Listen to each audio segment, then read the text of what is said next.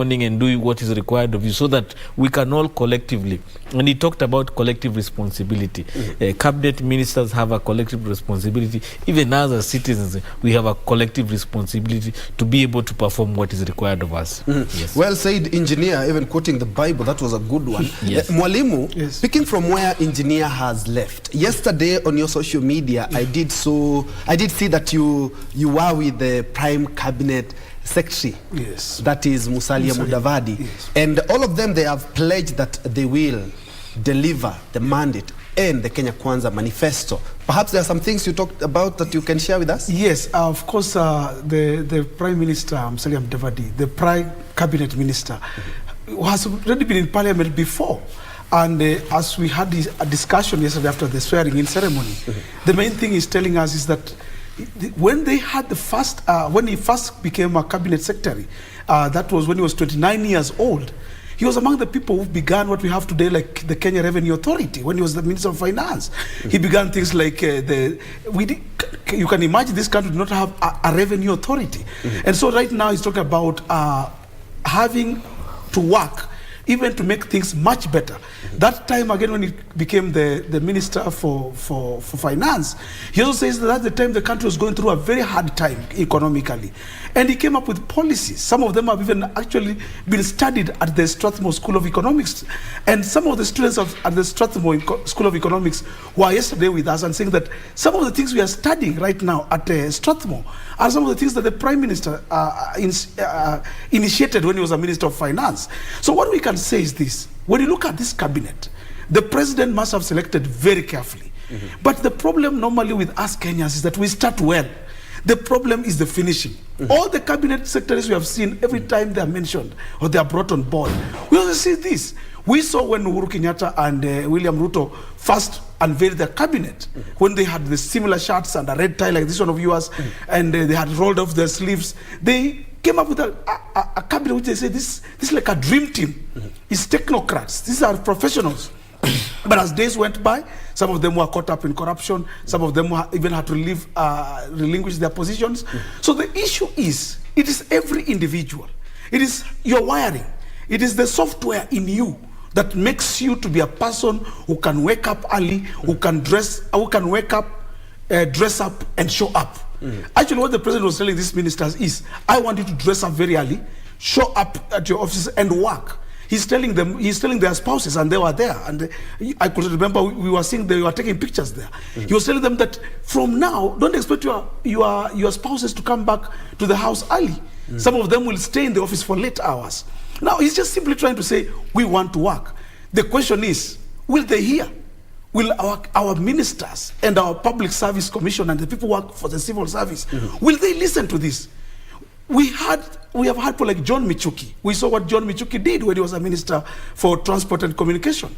But the problem again, when you perform in this country, many times again, it is short-lived because you also are dependent on the political goodwill of the time. You are dependent on so many other things that come into play. So as a minister, you may have the goodwill to want to do their job, but there are very many other environmental factors, politics, economics, corruption, cases, your past. Some of these ministers you have seen today, don't be surprised they'll be haunted by their past actions. Some of them have been mentioned in several other issues. Don't be surprised those issues will bog them down. That is my worry. Yes, and to pick from where you've left, Mwalimu, engineer, looking at what Mwalimu is talking about, some have cases. That was 2013. You're talking about 2013 government to 2022 government. Even in the government that we are starting today, after the cabinet secretaries now have assumed office, we had an issue.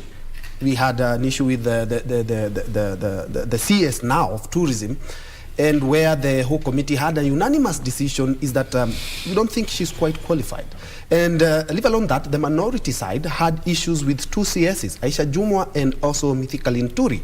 But all that was brushed aside. And even Caleb Namisi, the MP, who was also in the vetting committee, I remember yesterday him talking about, then we just, being parliament, there's no need of just using taxpayers' money to set up a vetting committee only for the National Assembly not to even want to have a look at the report and they just agree unanimously to just vet. And that is not the only time that that has happened. Also in 2013, also in 2017, they were all given the stamp of approval. I think this begs the question then, what kind of parliamentarians do we elect? Are we electing people of an independent mind? Are we electing leaders who are able to have an independent position where as far as issues of integrity are? Because the 21-man committee took a position where they said Penina is not suitable. The minority side also took a position that two of them, they did not feel that they were meeting the integrity test. But then when it came to the plenary, tables changed. So that begs the question, what kind of parliamentarians have we elected?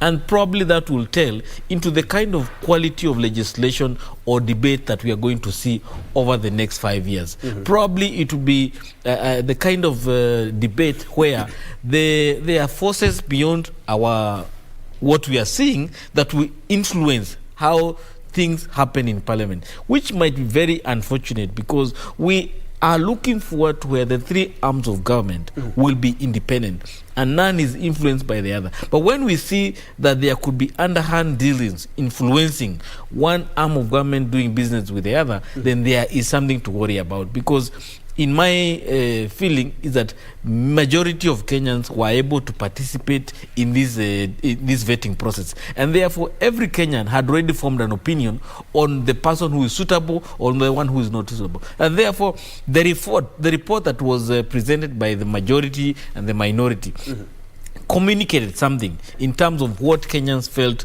was right or what was not right. And therefore for the parliament to go and overrule even on that issue of the CS of tourism, that begs the question. But then also, you need to realize there seems to be a feeling that it is not good right now to go against the president. And therefore, majority are trying to bend as much as possible to make the president happy. Probably it might work for them because also you don't want an executive that is fighting with the other arm of government. But then at what point do we answer this question of independence? Where do we draw the line on independence of institutions? That we can have a position that we agree to disagree. Yes. Yeah, and perhaps you can pick it from there and also talk about the chapter 6 in terms of assumption of office. Yes. Looking at what exactly transpired 2 days ago, things were not quite good for some CSs, but the House gave a yes. And looking at some of the charges that these CSs have, they're quite severe. You know? The truth of the matter is, and that's what I said, the president said yesterday that I've had you take the oath, and in your oath, you didn't say you're going to work for any region. You said, I am going to serve the government of Kenya. Kenyans, all Kenyans. Actually, the president said, it's not even just the regional. It's about you serving Kenyans. But that's not the way it is. You see, things are not the way they are on the ground. On the ground, things are different. Because our ministers, and we all know, they come in to represent some regions. They come in with something called regional balancing. And there are some political equations that have to be played. That's why we saw Penina Malonza, actually the MP from Kitui is the one who brought the motion to oppose whatever had come up from the report. So you see, people go to these positions with their background of our people, where I've come from. That thing affects performance. We can't run away from it. It is the thing that brings problems in our cabinet.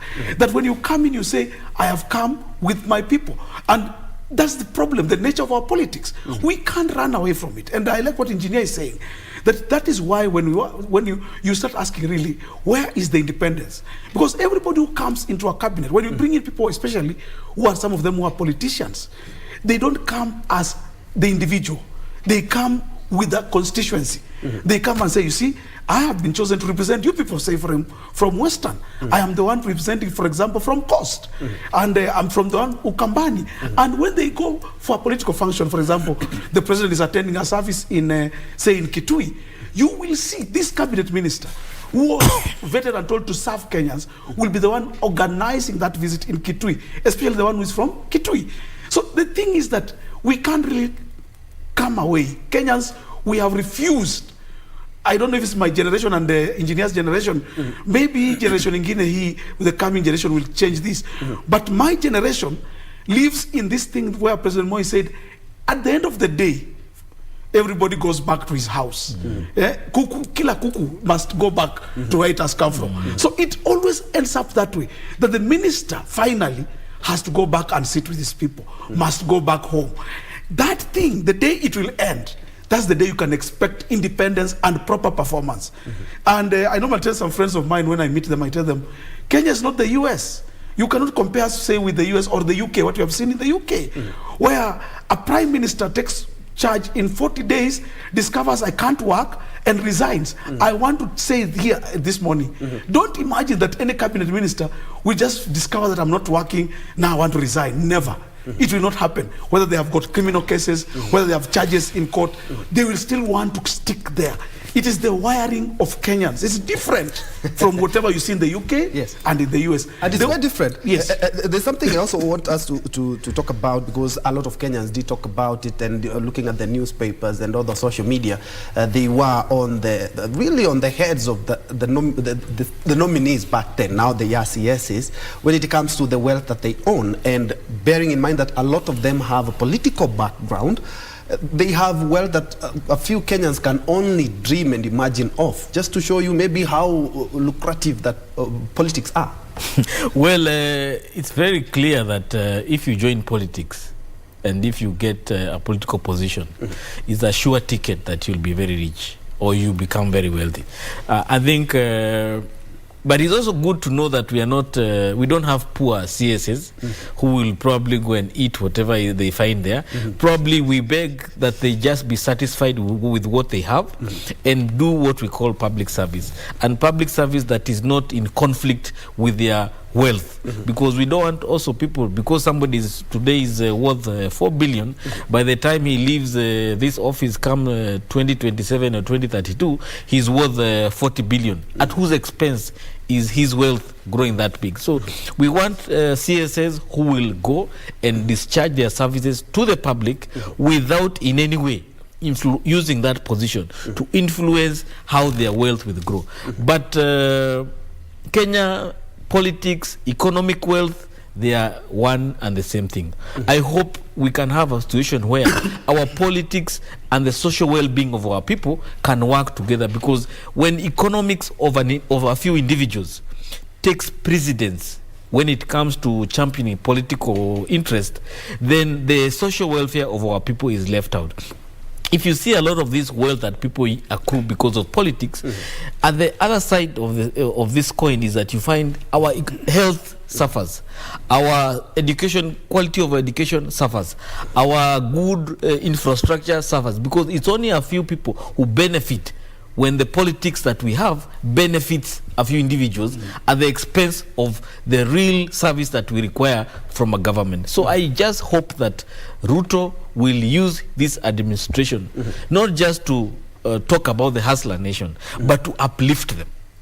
And the only way we can see them uplift is that those people who have been elected, nominated, appointed as CSs, we hope that their wealth will not drastically increase at the expense of the hustler nation. We want to see the wealth of the hustler nation increase, so that the point where we are, Ruto is leaving this administration, he will have uplifted so many young people from poverty. The economic miracle of China is what we expect from him, where 800 million people were lifted from poverty in the span of 25 years. So can Ruto uplift, even if it's not the 5 million young people, half of them from poverty, that 2032 we will not be talking about young people being poor. We're talking about young people participating in politics, contribute to the politics, contribute to the economic well-being of our country, and not just being beggars. Today, young people are complaining that they were not represented in cabinet But I'll just want to remind young people, when the campaigns were happening, most of you were asking for 200, 1,000 shillings. So you are paid. Yes. So don't ask for positions right now. Yeah. The people who paid you are the ones in government. All right. They invested in political capital. Most of these people are aspirants who lost. Then they spent money. Yeah. Now the political capital they invested in has paid off. Yes, yes, it has. Mwalimu, allow us to go for a quick short break. But when we come back, I would also want to pick your mind on the same as we also look at some of the big shoes left. If you ask me, one of the biggest shoes is the head of public service, who has been in office for as long as lived in this earth, over 40 years. So we will be touching on that, but let's take a quick break. We'll be right back.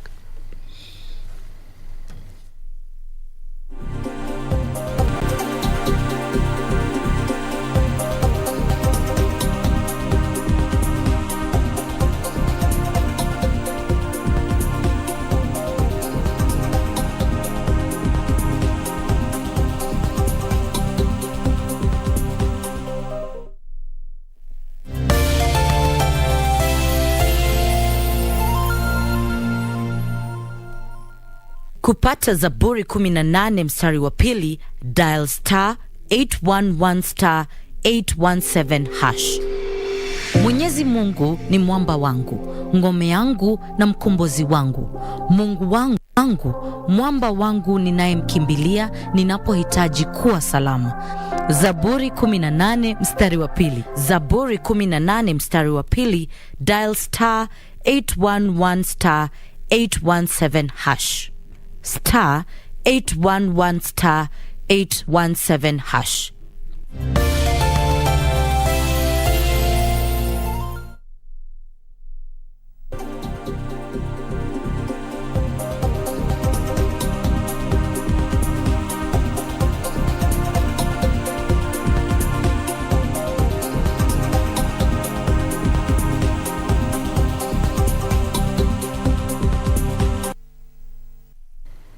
Welcome back and thanks for joining us. We are looking at the CS is taking over office.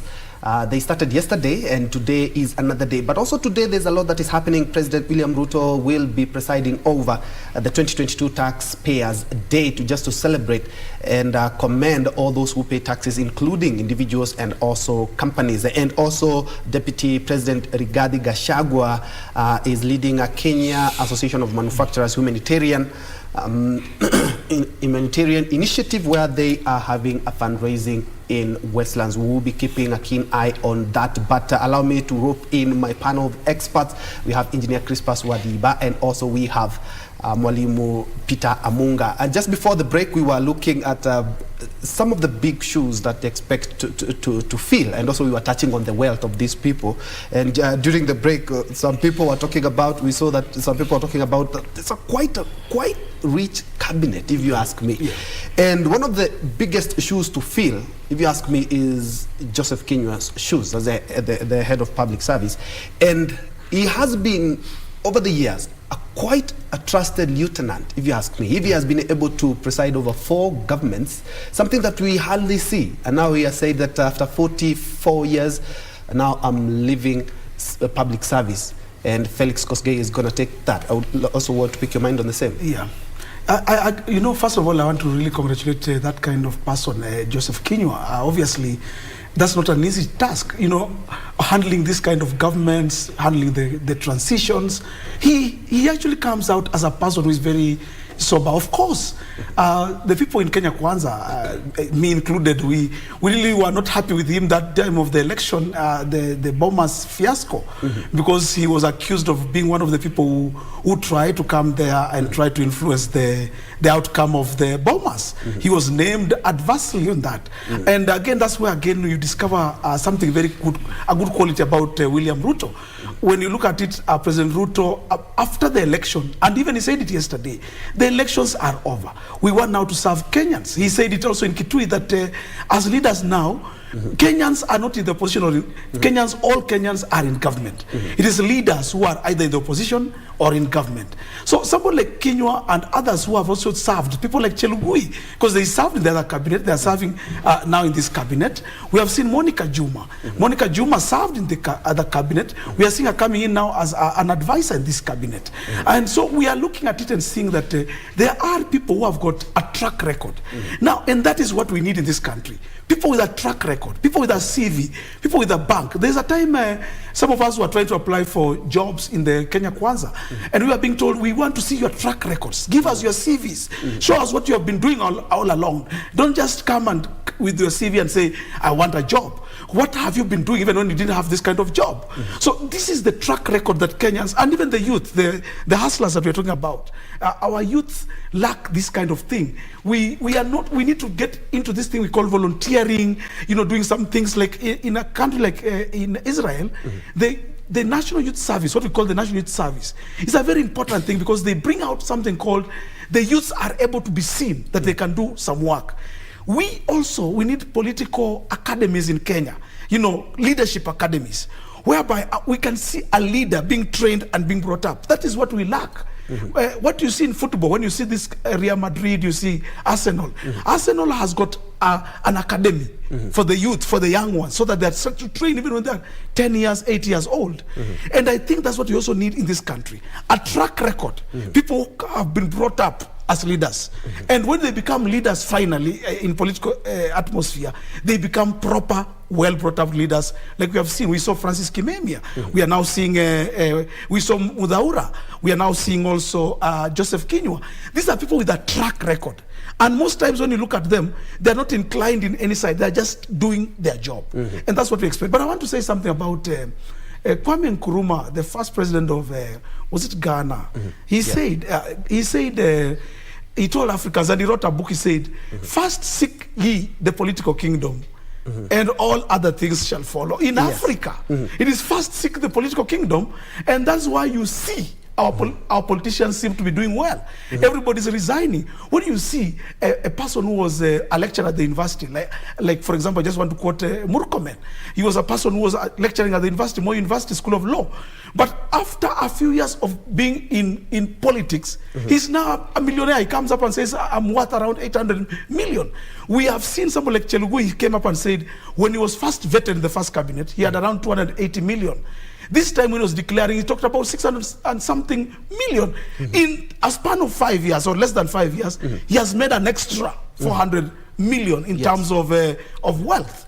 So politics in this country is a thing that brings wealth. And that's what Kwame Nkrumah's prophecy says, that first seek ye the political kingdom in Africa. You're gonna get and everything else. Forget what the Bible says, first seek the kingdom of God. Here in Africa, you first seek the political kingdom. And we believe that everything else now follows. All right. I would like also to pick your mind on the big shoes being left by some of the cabinet secretaries. Even in during Mike Kibaki's tenure, we had CSs who were quite good, and Mwalimu has rightly put it, or I think you've talked about John Michuki. Then, of course, we had people like CS Matiang'i and Joseph Kinyua. Now we have a new cabinet, less for Simon Chelugui, who have quite big shoes to fill. Well, I think we need to really be very clear on whose shoes we are filling. If you remember, the deputy president said, we are picking from where Kibaki left. Okay? Meaning that for them, the only success they can pick from was 2013. And they are building from that. Because what they feel is that over the last 10 years, no shoe has been left to be able to fill. There has been a lot of economic downturn in terms of how this country direction has taken, and therefore they don't feel they're able to position themselves as inheriting from this previous government. They probably want to reflect on what Kibaki left and build on that. But that aside, I think the administration that has gone, he's talked about economic development or GDP growth of around 7.5 is what they have left in the current economic year. Probably that is what we need to see translate into wealth to to the people. Yes, the country has grown economically, but that has not translated into pesa mfukoni. Inflation is killing us. The cost of living is very high. Most of the projects that have been delivered have come at a very high cost. Affordable health has not been realized.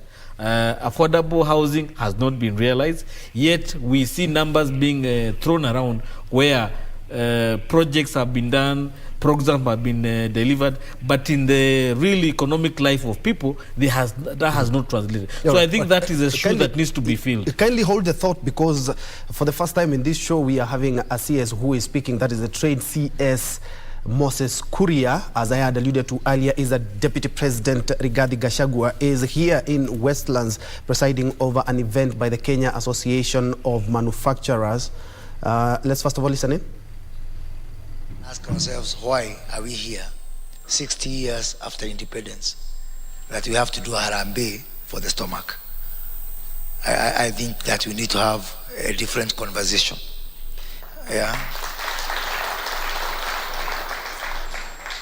And that conversation is what we are getting as a government, to look at issues of food security, sustainability. And we are, I think we need to have a balance in this country. I'm very religious, by the way, and I'm a devout Catholic and a former altar boy. But we need to balance between religion and reality. So this too much dependence on kneeling down and saying a prayer to pray for rain has to be balanced also with doing something, so that even when rains don't come, we don't come here and do harambe for stomach. That's why we are engaged in a very aggressive program on irrigation. And we are calling upon you people in the private sector to partner with us in government through our public-private partnership program to build dams, to do desalination. We are open. And you know this better than us. So we are welcoming you to join us. The era of where the government can do everything is gone. And there is no shame or pretense about that. We need to reach out to you in the private sector, work with you, ensure that 3-4 years down the line, we don't come here again. And I want to assure you that the government of the President William Ruto and Deputy President Rigathi Gachagua is very much committed to ensure that we have food security and food reliability, so that you can be able to feed our people whether there is rain or there is no rain. When God listens to us, or when sometimes he gets busy and he decides to listen to Uganda more than he listens to us, which is what is happening now. Our neighbors, Uganda, for example, if you look at the percentage of arable land in Uganda, for example, every inch of Uganda is arable. Yet, we are really a desert country. We are largely a desert country. So we cannot gamble with a little percentage of arable land that we have, because we still have large sections of this country which are not completely arable. We have to do everything to maximize production from the percentage that is arable. And even the one that is not arable, we are not saying it's useless. So again, the era of useless Kenya and useful Kenya ended with the sessional paper number 1 of 1965.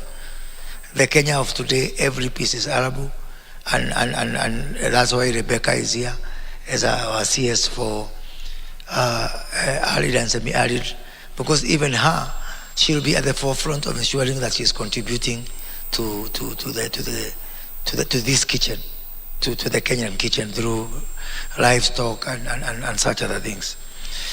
Having said that, I also want to thank KM for the journey we started 2 weeks ago when we hosted the president for launching our new vision, 20 by 30 vision, which is aimed at ensuring that by the year 2030, which is only 8 years away, we raise the percentage of manufacturing contribution to GDP to 20%, up from 7%. And this we have to do. I've told Raju and the board and everyone that manufacturing is your business. but it's our business as government also. So I intend, starting from this week, Raju, from next week, every week, I am going to have a meeting with each of your 14 sectors so that you can be able to look at, so that by mid-January, we will cover all sectors, a deep dive, not just a meeting, not just a breakfast. Yeah? We do a deep dive for pharmaceuticals, for agro-processing, for leather, for all these things, a proper deep dive to ensure how can we be competitive in all our sectors. You know, I don't know where this, how did we end up here when we start complaining that we are getting imports from Uganda, which are finishing our farmers. We are used when we were growing up to Uganda complaining about Kenya. Now we are even complaining about Tanzania. We have to stop this culture of complaining and really look down at our competitiveness. If you are not competitive, being the trade CS Moses Kuria there, I believe in his first press conference or event since he took over office yesterday, and he said that he was a former altar boy and actually quoted the Bible talking about faith without action, and said that the issue of praying for rains and without doing anything has just come to an end. That's a drought mitigation exercise organized by the Kenya Association of Manufacturers there, and is being graced by Deputy President Rigathi Gachagua. As soon as he starts his speech, we will be crossing over there for more. Apologies, engineer, for interrupting you earlier on, but that has been the trade CS. There's something that you are saying, and you could also tie it with some of the ministries that are quite key, and the Kenyans are expecting to see things move very fast. Agriculture, I believe, is fast. Trade, and because, of course, the hustler funds, those are some of the things that Kenyans, and education as well, because at least we have something that is going on already. We have a task force. Yeah.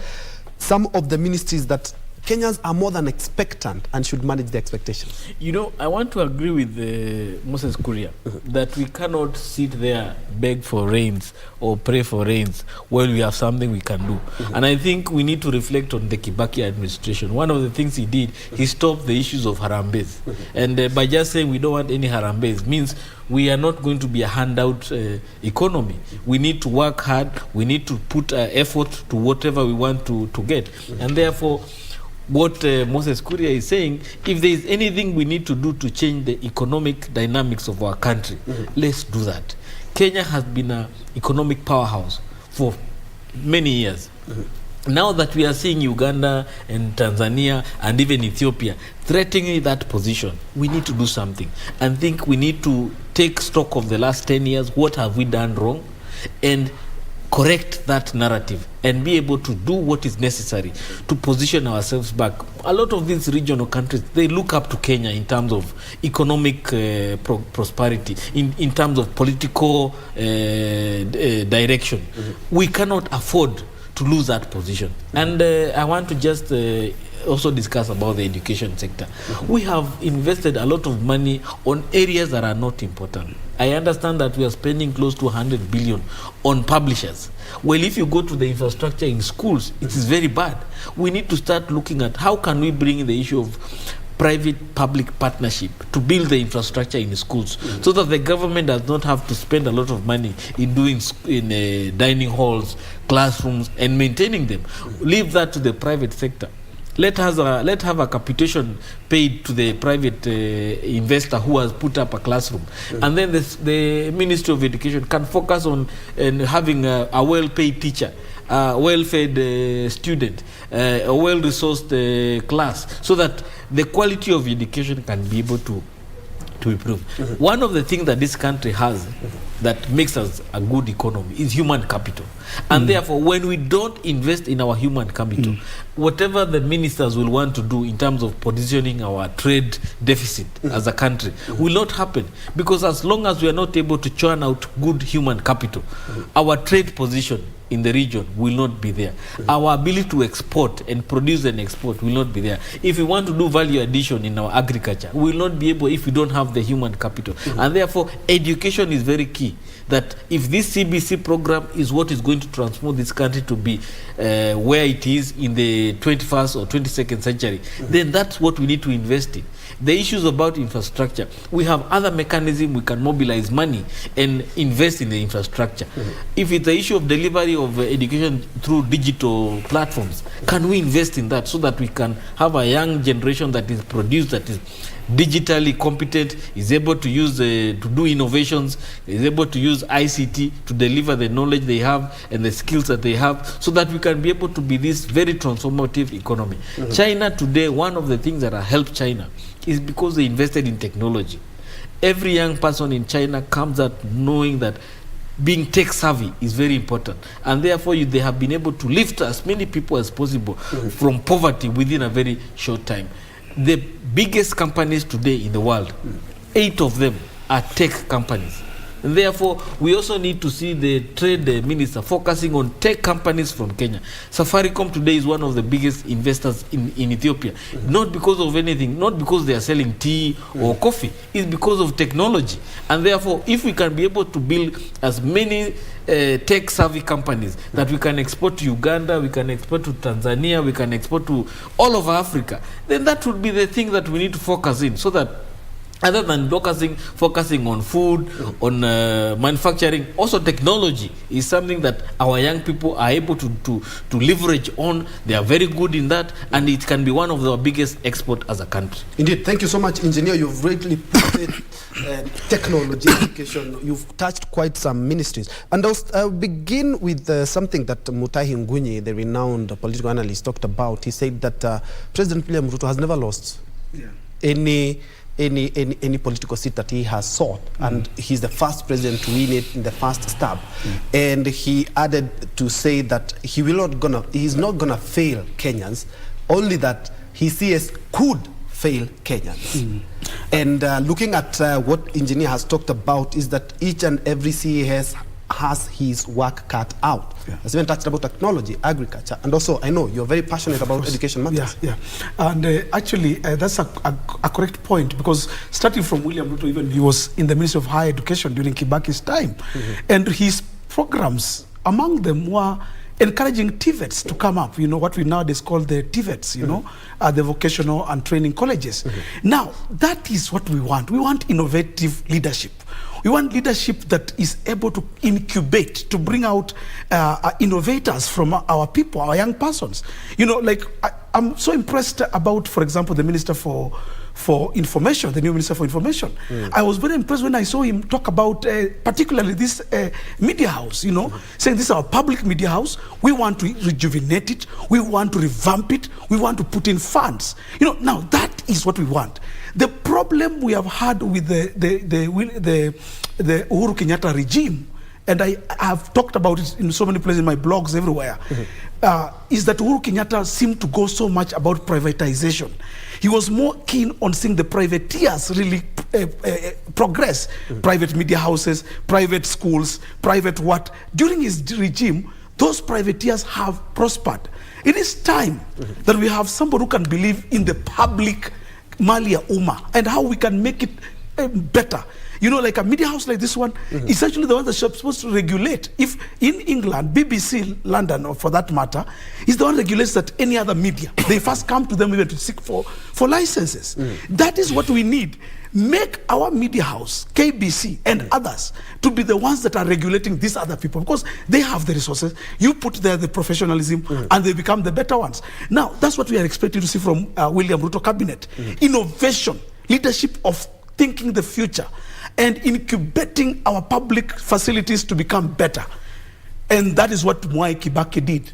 It is during Mwai Kibaki's time that we saw what we used to call Kajo, those Kajo, you know, I don't know if I should use the sanitation. They used to be very bad. But during Kibaki's time and Michuki, that's the time they came up and said, we can clean up these toilets. When I came to Nairobi personally, for the first time in my life, I went first to a public toilet. And what I saw there, I will never forget in my life. So, but with Michuki and Kibaki, they cleaned them up Today, go to any of them here in town. They are some of the cleanest. You can make a public utility better. It just comes from the political goodwill, political thinking, and investing in what we call mali ya umma, public properties, KBC, public schools, and so forth and so on. And then just to add on what engineer is talking about, and which I really want to really zero down on, is our education system. We have received a minister for the education, and we are really praying for him. When he was being vetted, he's called Mr. Ezekiel Machogu, Minister for Education. He said he's going to do a lot about, actually he talked about lowering the cost of education. The cost of education is the biggest problem in this country. I have said in many seminars, which I've worked with the Kenya National Union of Teachers, I'm working with the Kenya Women Teachers Association, and one of the things that we are advising government, we have given papers, we have sent our petitions to the Ministry of Education. We are saying, keep it simple. You know, we use the word KISS. Keep it simple and short. You don't need to keep these children in school for 8 hours, 9 hours. Mtoto standard 1, carrying heavy bags on the road at 5 a.m. Going to school to do what? We just need to keep our curriculum short, simple, precise, and one that will affect this country. We don't need all these things. Like right now, the CBC thing about children are learning environmental studies, they are learning Christianity, Islam, they are learning all these things. You look at their books and their workbooks, it's heavy curriculum. We are advising the new minister, keep it simple and short. Michuki, as a minister, was able to do only one thing. He'll just say, I want seat belts in all matatus. And then he inspects them. You don't need to be seen to be working for you to be a minister by coming up with so many things and putting most of them rotting on the shelves. Come up with something simple. Do it well, and Kenyans will remember you for it forever. All right. And engineer, I remember there's a discussion that we had with you, and we were talking about, actually it was after the naming of the CSs. We talked about the head of state more or less is leaning towards professionals in the law profession. And we say perhaps it's because government always is running into issues. And I have been working at the courts for 4 years. I can tell you there are so many cases that have been brought against the government. And I believe also during the vetting of the Attorney General, he was asked this question in regards to how the government will be sorting out the numerous cases that will be taken to court. And he said it's not a must that government wins in court. There is a justice system that will be used. The president, we didn't know they were going to be vetted, all of them, and all of them are now CSs. What do you think of the legal hurdles that the head of state is avoiding by having a cabinet that has a number of legal top minds? When you have a weak legal team in your administration, the consequence of that, it can be very expensive. Because if you, for example, you go to a case and you lose as a country, or you lose as a ministry, and the pronouncement is that you have to pay, it is a taxpayer that has to pay. Remember during the Kidero administration, I think the wage bill, the bill on legal cost for Nairobi County was close to 2 billion Kenya shillings, both in terms of fees and what they were supposed to compensate those who won against them. The Professor Mungai's administration lost very many cases in the international fora, and we were required to pay, I think it's one time we had to pay 6 billion Kenya shilling just to be able to access Eurobond because of losing a matter in court. So we have the case, for example, of the Somali-Kenya border, the maritime case. We will have small issues of Migingo and the others. We don't want these cases to go into a legal dimension that can cost this country so much. So I think it's good that there are quite a number of lawyers within the administration, but I also say it again, we also need the other professions to be there. If this government is going to lean more on housing, can we see architects, engineers, QSs being there in the administration so that they can be able to guide the technical side of the numbers? If we are going to talk about trade, can we have more of big home guys, marketeers, to be able to drive the issue of business or marketing the business. Because yes, the CS for trade, for example, Moses Kuria, he comes from a finance background, but he's going to have trade attaches. What kind of trade attaches is he going to have in the embassies? Are they people who can be able to connect with the business environment in the countries they represent us? We are talking about health. One of the areas that we need to deal with in health is preventative health care, where if you feel you are sick, that can be arrested at the lowest medical facilities. It does not have to escalate to the highest level of medical facility. So the community health care workers are very key in arresting diseases or illnesses at the primary level, at the lowest level. We want to invest also in terms of education. As you are saying, keep it simple.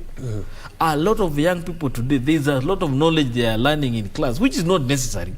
But because that is the curriculum we have, they have to. But we could be spending more time on education which is necessary, in the knowledge that we will use over the next 20, 30 years.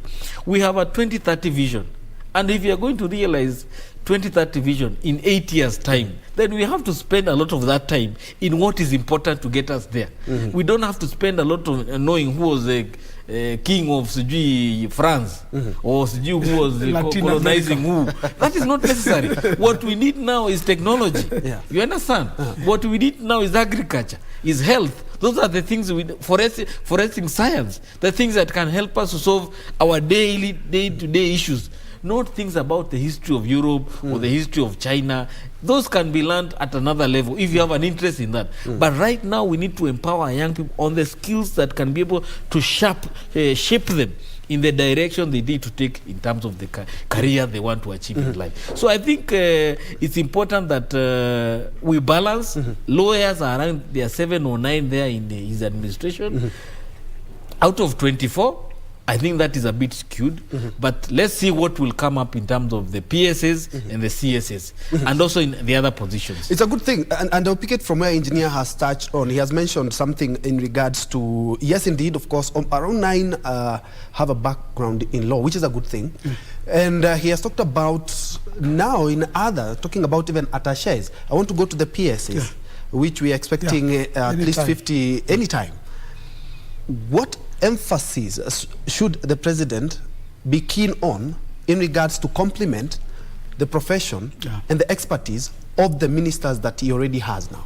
Yeah, very good question. Because what the president needs is, we know in this country, the political goodwill, as I said earlier, first seek the political kingdom. So what the president has done with his cabinet, not just even the professionalism of lawyers and whatever. Actually, most of those people are politicians. Actually, their profession is political. Their background is politics. Aisha Jumwa does not have any other profession. Her profession is that she was first a kajora or a counselor for that matter. Now she's a minister. You know, that's what she can talk about. Eliud Machogu, the person in education, he can talk more about his background as a politician. He sought the governorship of Kisii. So when you look at Susan Nyakumicha, the person in Ministry of Health, you can't say she's a doctor or in the medical background.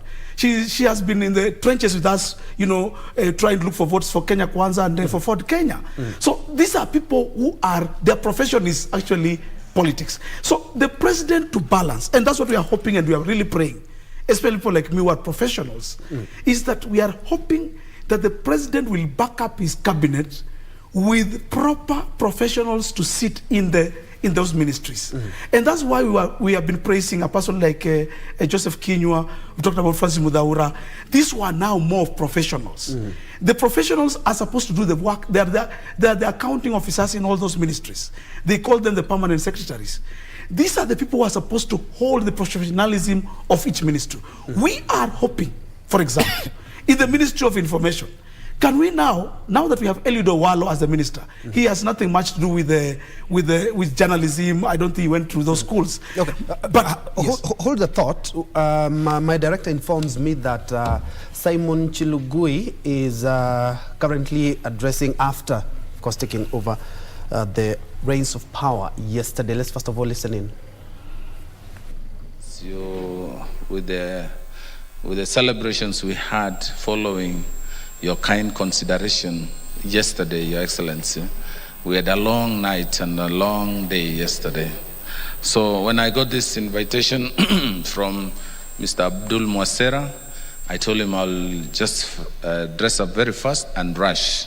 So I'm sorry, Your Excellency. I want to believe next time Kenya Association of Manufacturers, whom I realize they don't have my number, Your Excellency, I will share with them here so that in future I'll be the one receiving you, Your Excellency. Your Excellency, it's an honor, a great honor that we are beginning our administration by engaging the anchors of our economy, the manufacturers. Your Excellency, we have 1,300 members of Kenya Association of Manufacturers, and 60% are micro, small, and medium enterprises. Your Excellency, the mandate you've given me and the President is to mentor, prepare, create, and support the micro, the small, and the medium enterprises to grow into big enterprises. We have cases in our books, in our country, Hako Industries, nice and lovely. They were all incubated as small enterprises, Garuku Foods, and they have now grown to multinationals. And it is from those examples that we believe, as a new administration, that we can create value, we can help organizations to grow, and in the process, create jobs, create wealth, and grow our GDP, expand our tax base, and make a country better. So, Your Excellency, I want to commit here with a new focus on micro, small, and medium enterprises, together with the Hustler Fund, which is going to begin in earnest. We're going to have a major engagement from tomorrow with the MNOs, the mobile companies, the banks who have the product to support macro, small, and medium. And now the government, those who facilitate this group of people. We're going to begin tomorrow so that immediately, even before the date the President announced on the 1st of December, we will be ready. We will begin by enumerating, beyond the Kenya Association of Manufacturers, we want to go national so that anybody who has an idea can be assisted to start an enterprise. We have over 15 million Kenyans out there who are commonly called hustlers. We want to graduate them to businessmen, from hustling to businessmen. And that can only begin by a clear, defined focus on them. After enumeration, we will group them into chamas, into SACCOs, into cooperatives. And then we do capacity building. I want to invite you, the big brothers of small and micro, to support in mentoring their upcoming businesses in capacity building. So we will have a robust training, how to open an account, how to do business, to keep records, because we will graduate them to bigger businesses. After that, we will now discuss about finance, the fourth stage. So if East African breweries can maybe say, or your former employer, CS, Kengen, can say we will take. Live from Movenpick in Westlands here in Nairobi on the drought mitigation efforts by the Kenya Association of Manufacturers, and an event that is being graced by Deputy President Rigathi Gachagua. Speaking there, Simon Chilugui, who is a cooperative CS, and it's like he has taken some of the words from what we've been discussing here in terms of incubation, but we're going to be discussing that a little bit later. Let's now cross over to the KICC, the Savo Ballroom, where we are expecting the head of state, President William Ruto. We'll be having Kenya Revenue Authority and taxpayers celebrating the Taxpayers Day, and we have Caroline Njenga. Good morning, Njenga. Kindly bring us up to speed on what is happening at the KICC in regards to the Taxpayers Week. Day, actually. Well, thank you so much for joining us, Troy. We are coming live to you from Kenya International Conference Center, the KICC, where Kenya Revenue Authority is expected to award top taxpayers of the year. As you can see right behind me, preparations are currently ongoing as we expect President William Ruto to arrive later on to award top taxpayers of the year. This is the first year that Kenya Revenue Authority has surpassed, in quite some time, has surpassed the revenue target. They had, Treasury had set about 2 trillion shillings as the revenue target for the year, for the financial year 2020-2021, and Kenya Revenue was able to surpass that revenue target by a huge margin to stand at 2.03 trillion shillings. That was the revenue corrected this year. And to this morning, what will happen after during this whole event is that President William Ruto will be awarding some of the individual taxpayers of the year as well as businesses. Last year, we saw Safaricom as one of the company that was awarded as the top taxpayer of the month. This year, we'll wait to see who will emerge top taxpayers of the year. And this Taxpayers Month is a culmination of the annual annual celebrations of Taxpayers Day, where the whole month of October we have been celebrating the Taxpayers Month, where Kenya Revenue Authority has been engaging stakeholders as well as taxpayers to see how they can enhance the tax bracket as well as ensure that there is voluntary or the businesses are voluntarily paying tax. And later on, we'll be speaking to the various dignitaries that are expected to arrive at this event.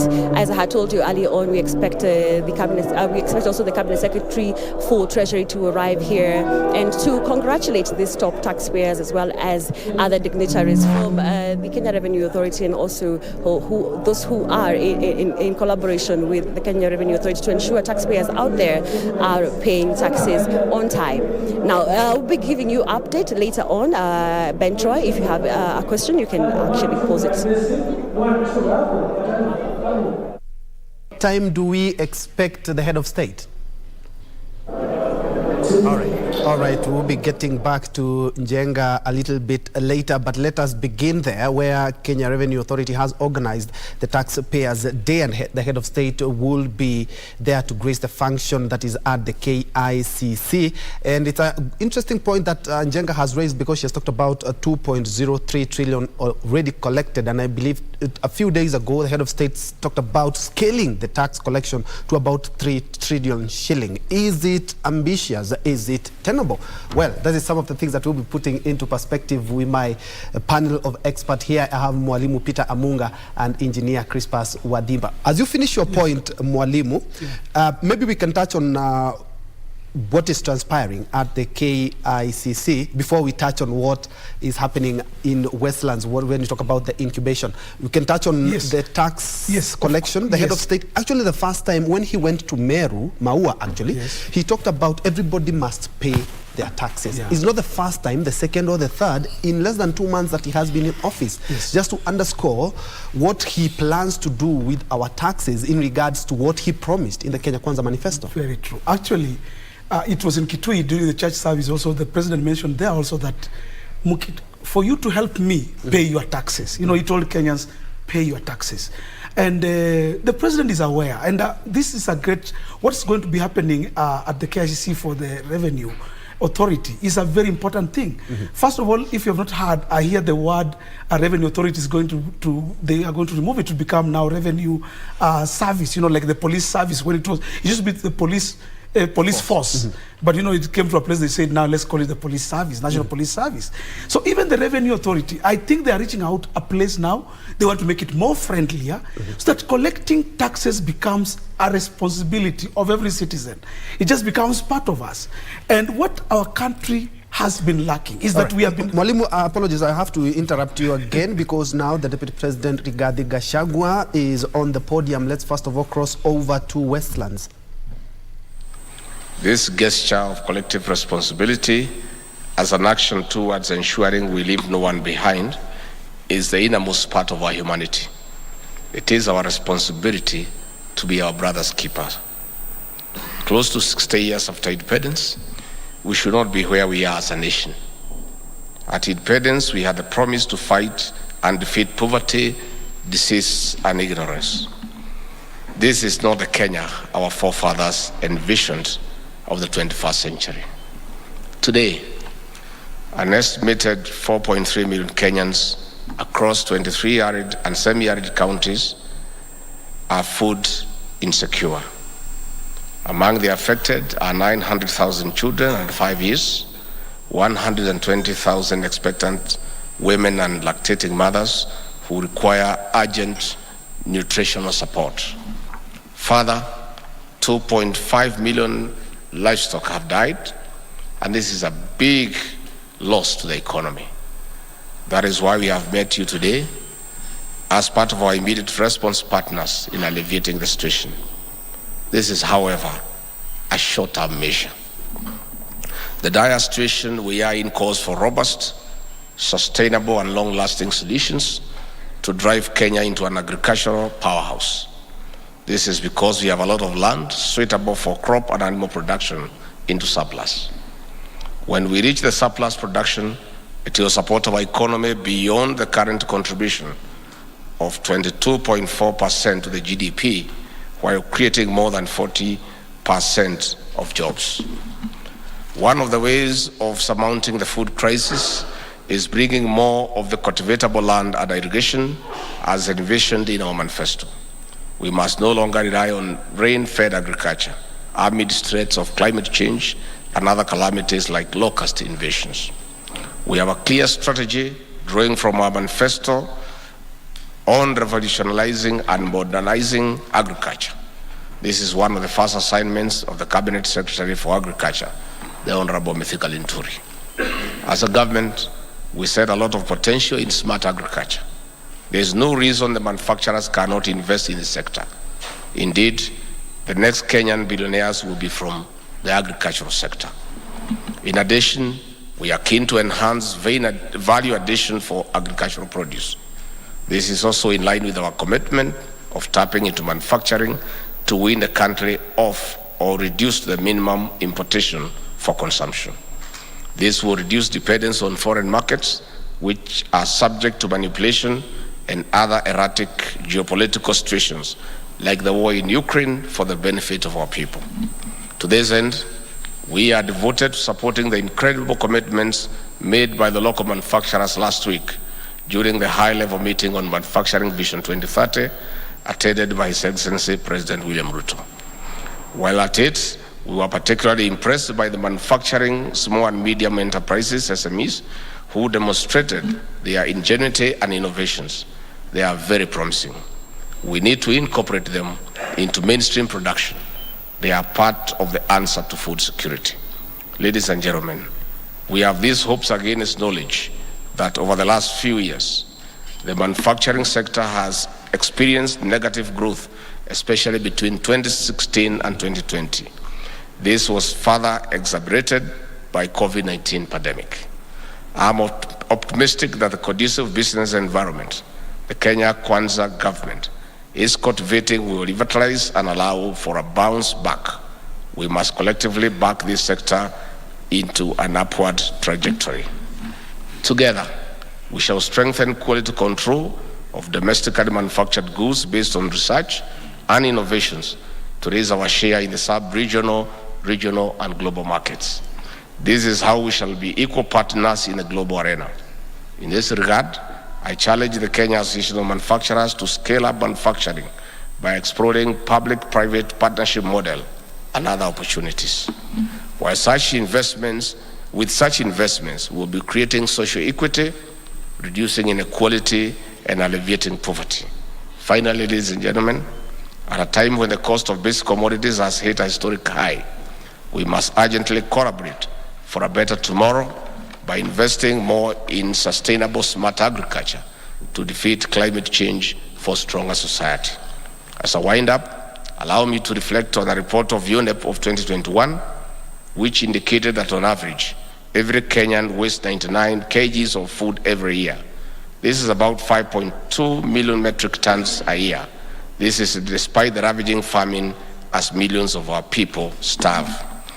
This report is a reminder to generosity and recycling of food.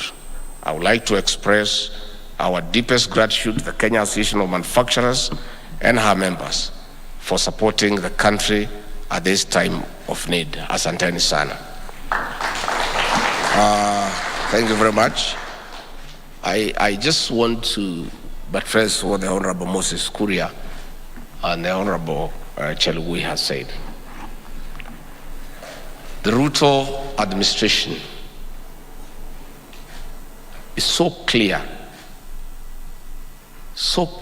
we have such clarity of thought that the way to go is to support and facilitate enterprise. Government cannot be a stumbling block to investment, to manufacturing, to enterprise.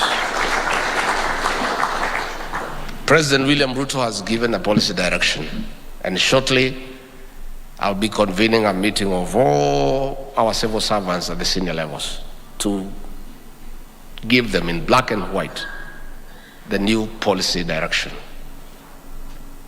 We must bring to an end bureaucracy and red tape in matters investment and entrepreneurship. Officers of government, the public sector, their role will be to support the private sector to enhance, expedite investments in this country. We want less and less government in people's lives and more services to the people of Kenya. And we'll tell our civil servants, they'll have to align very quickly with the new administration. Ours is to give service to the drivers of the economy, including you seated here, the manufacturing sector. Ours is to support you, is to reduce bureaucracy, is to enable you work and create wealth and create employment. And officers of government are not going to stand on your way. We are looking at issues of multiple licenses. You go to an office and you cannot tell the original color of the wall because of the number of licenses hanging on the wall. Isn't that the situation? That must come to an end. And we also must make it easy through the online platform. You don't have to go to the county government of Nairobi, I don't know to which office, to look for a license. These are things that we must do very quickly, and we must collapse all these licensing into one that makes sense. Number two, we have told the Kenya Revenue Authority, and I believe, is there a deputy commissioner here from KRA? You are here. Sit down, listen here and listen good. Taxpayers are your dairy cow. Those who have done farming. For a cow to produce milk, you have to be very nice to the cow. You have to give it some hay, give it some dairy meal, milk it with some good oil so that it's feeling good. And the Europeans go even a step further. They play country music to cows to produce milk. We have told KRA to look after taxpayers the way you look after a good dairy cow to continue producing milk. There is no cow that will produce milk when you are pricking it and shouting at it. It will refuse with the milk. We have told KRA to create a friendly tax regime. The issue of closing factories for taxpayers who are suffering is a thing of the past because it is foolish. The issue of tax notices and agency notices, where you close accounts If you shut down an account for 6 months, somebody cannot do business. Where will you collect tax the following year for the benefit of the country? When you shut down a factory, those employees go home, they lose their jobs. They were paying payee. Where will you get money from? I've repeatedly given the example of African Distillers factory in Thika, owned by Humphrey Kariuki. That factory was paying about 50 million Kenya shillings in terms of tax every month. They sent DCI there, policemen, shut it down, arrested Humphrey Kariuki, a very enterprising Kenyan, an honorable man, a man who has toiled through his life, locked him up for 4 days with ordinary criminals. The live feed of Deputy President Rigathi Gachagua there during the humanitarian exercise by the Kenya Association of Manufacturers geared towards the drought mitigation efforts by the government. And I'll just touch a few things that he has talked about in terms of and especially tax collection. He has talked about KRA should have friendly tax regimes instead of closing companies that are paying taxes, multiple licenses, hindering business. He said he will collapse them to ensure that we have one. Something else that he has talked about is in regards to research and innovation to be scaled up and challenged also Kenyans and also companies too, and Kenya Association of Manufacturers to actually scale up matters manufacturing. That is one of the pillars of President William Ruto. And he has talked about the next Kenyan millionaires will be from the agriculture sector, which are in what the government and what the Kenya Kwanza manifesto, talking about 50 billion every year for the next 5 years. And of course, to be scaled up by other sectors. This is quite an interesting point. I have some few tons of Mira. I'm hoping I'll be a millionaire as well. Amhunga. Yes, of course you will be a millionaire. I'm hoping. Actually, even I'm telling young people, I'm actually even advising my family and my young people, instead of us just looking for jobs in Nairobi and everywhere, why don't we try this agriculture, this smart agriculture? It's on actually. We are seeing it everywhere. And somehow in Nairobi, I'm seeing it pick up. You go to Twitter and social media. Young people are now even planting vegetables in sacks. You know, you look some soil where you live, instead of just some flower bed, you are able to put a few things, a few leaves of spinach. That is where actually our economy is going. And I am happy with what he has said, because that's what I was just saying. That KRA, Kenya Revenue Authority, is not even just going to be called authority, because authority means force. KRA has to become about being friendly to the Kenyans.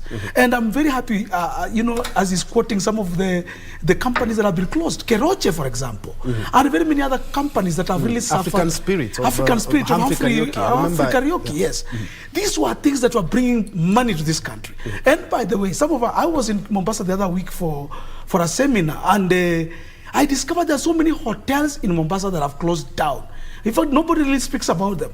You move around the north coast or even go down to the south coast. So many of our hotels that were doing very well those years are no longer functioning. And when you look around, it's not just because of COVID-19 or such. Most of them are talking about taxes. Kenya Revenue Authority comes in and starts demanding a lot of taxes. And then, as he puts it, the DCI comes in. And once these folk walk into your company, and they start harassing you, you will not even have the motivation to start to continue working. Kenya Revenue Authority must be change face. And I think that's why the president is going there this morning. And I'm very happy the deputy president is talking about it.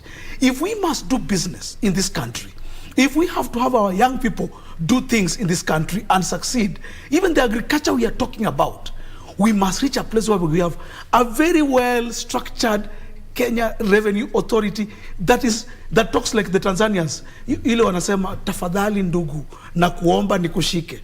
You know, can we reach a place where we don't just use force?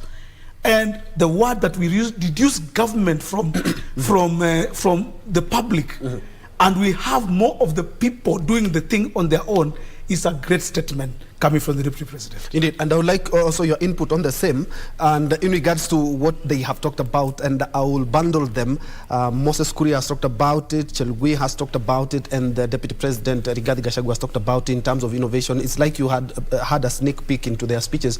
You have talked about in terms of incubation and innovation, just to underscore how they differently they want to be doing their business now that we have the CSs. We just need to fill in the other positions that are left. But they have shown that there's a goodwill in terms of innovation and manufacturing, more or less what we've been talking here. Yeah, what I'll tell you, just to add on the issue of KRA, you know, today is a KRA day. Yes. I think the message is very clear that KRA needs to stop being a predatory and politically biased tax collector and become a friendly, relation-based tax collector who is ready to walk the journey with the taxpayer as they do their tax collection. That is what they need to achieve, so that all of us can grow. If I am able to contribute 100,000 today, don't come and bash me because you want me to contribute 200,000. Walk with me the journey. Help me grow to the tax revenue potential that you believe I can have. But don't come and harass me because you feel I'm not paying you enough, because today I'm paying you 1 shilling, not 2 shillings. But then also in terms of the innovation we are talking about, a lot of these young people that we want them to join the tax base, you have to create an infrastructure where they can participate in the economic creation of this economy, in this country. And the only way you can do that is through innovation. So you come up with smart technology, whether it's in agriculture, whether it's in education, whether it's in health, and this is a space they can be able to occupy. I'm in the infrastructure sector, and I am championing for the use of ICT in the infrastructure space, so that, for example, if I want to supervise my work in the construction site, I don't have to be physically there. I can deploy a drone, and that drone can stream an image that can help me to discern what is happening on the site. That is a job I've created for a young person, because that is a space they can be able to occupy. And by using drone, they can create content which they can use to create their YouTube page and make money, you understand, and create knowledge. If we come to smart agriculture, there is a lot of opportunity that young people, instead of coming to work in Nairobi and be an askari who is being paid 10,000 shillings and washing cars for 50 shillings every day, go to the village. Do your smart agriculture.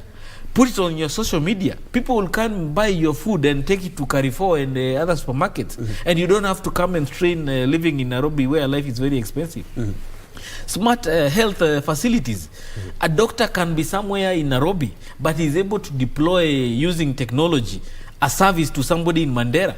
The young man there providing that ICT service is already being paid, because he's the one with the camera, he's the one facilitating the transmission of the images to Nairobi, to the doctor who is able to do the interpretation. There's a young man who is providing medical engineering services. We have a lot of equipment out there that was provided by the other administration, but they did not have the skills, or people with the skills to man them. We want young people to go and acquire those skills in terms of engineering, medical engineering, agricultural engineering, health engineering. So that the things that young people need to invest in right now, so that they can be able to take advantage of the opportunities that will be created. And therefore, the hustler nation, we need to create a value chain for all of them in everything we do, whether it's in agriculture, whether it's in infrastructure, whether it's education, so that they can be able to occupy a space. The transformation that will come in KBC today, I believe the minister will wait for you guys to give them a proposal. We expect young people to take advantage of the opportunities that will come with the transformation of KBC.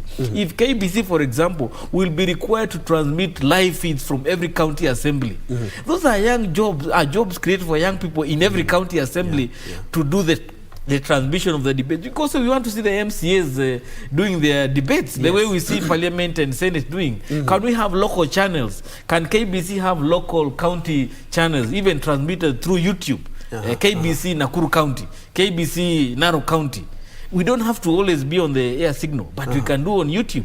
And those are jobs we create. And that is content we produce through young people. So the element of innovation is the only thing that can help us. And still on the same, I remember the head of state this week has disbanded the Kazi Mtaani and talked about going for jobs in the construction to actualize his housing project. And he said that if it matters, Kazi Mtaani, the collecting of garbage, and is left it for the counties. Said that Kazi Asakaja. Let me tell you, Kazi Mtaani is not a transformative work opportunity for young people. If I employ a young man in a construction site, he comes there maybe as unskilled. He does not have any skill. But by the end of that project, he will have known how to put a tile, how to fix a door, how to fix a roof. He has been transformed. But when you tell a whole 1 million young people just to collect garbage, what transformation have you done in their mind? These are young people who have gone to Form 4. Some of them have diplomas. They want to use their knowledge. They want to see their lives changing. Learn a new skill. They want to learn a new skill. And therefore, if I take a young man to a construction site, I can be very sure that by the end of that project, he'll have learned something, probably even become a project manager, that even he can manage his construction of his own home back at home. He can be able to manage an activity on his own. So therefore, we need to create opportunities for these young people to be transformed. We, all of us here, are here because we were given an opportunity. If I was not given an opportunity to be a country manager at the age of 27, I would not be here talking about being an infrastructure expert all over Africa, because I was given an opportunity at a very young age. And therefore, these young people need to be given an opportunity so that they can use that opportunity to transform themselves. But I really want to, and still on the same, a bit, as you add on that, please touch on how young the cabinet is, because he has touched on how young. And if there are no young people, quite young, as we look at the cabinet, then we expect a lot of young men and the hustlers in the PSs. Yes, true. But just, I like the point that you brought up about how the president removed the Kazi Mtaani. Yes. Sometimes the English say, give a dog a bad name, and I don't know. Kazi Mtaani can also be part of the innovation. The hustler nation doesn't just need to think about collecting garbage and just, just look at it that way. Nairobi, yes, this last week, Sakaja has had a seminar with the garbage collectors in Naivasha. Because the biggest problem, engineer, that you are going to face, even you with your structures and everything in the next 3 years in Nairobi, Kakamega, Eldoret, everywhere, is garbage. Garbage is becoming the main thing that we need to come up with innovations on how to remove it from our houses, from everywhere. These young people, again, they are the ones who should give us innovations. They should be given the chance. Okay, it should not just be Kazi Mtaani per se with a broom, sweeping the street. What about many other issues that even byproducts from garbage, from garbage collection? We have seen people coming up with even byproducts, from the plastics, from the paper, from all these kind of things. Now, garbage collection can be turned into a better thing. The name is maybe the problem. I want to tell Kenyans, the hustler narrative, and I want to advise also my friends in Kenya Kwanza, that is what gave us this government. We cannot run away from saying, those hustlers, whatever they are doing, don't look down upon it. The best we can do is to see how to improve it. Garbage collection can be improved, can be given a better name. They can be given gloves. They can be given to look smart and, to floss, what they call flossing. And these people can come out to become one of the people everybody look upon to go for. I want to say we as a country must move from kuangalia. In fact, our narrative was kazi ni kazi, wera ne wera. That was what we were telling our young people when we were campaigning. I tend to feel that was not a good statement from our government to say we kazi mtaani for the Sakajas. No, it's not for the Sakajas. It's for all of us. We have to come up with a way to make sure garbage is collected. But just coming on the point of the cabinet, actually, there's been hue and cry, even on social media and everywhere. Kenyans are complaining that young people are not in this cabinet. And actually, when you look at it, when they were being vetted, they are not there. And it has brought some depression in several quarters. We have seen the youth actually asking, what is happening? In fact, they are saying we saw more youth in the Uhuru government than the one we are having now. The president can redeem himself. He still has got the CISs, which were advised, although they were outlawed, but I want to believe they'll be there. he can still come up with the Kinuthias. We used to have someone called Kinuthia, a young man in the education ministry, CIS.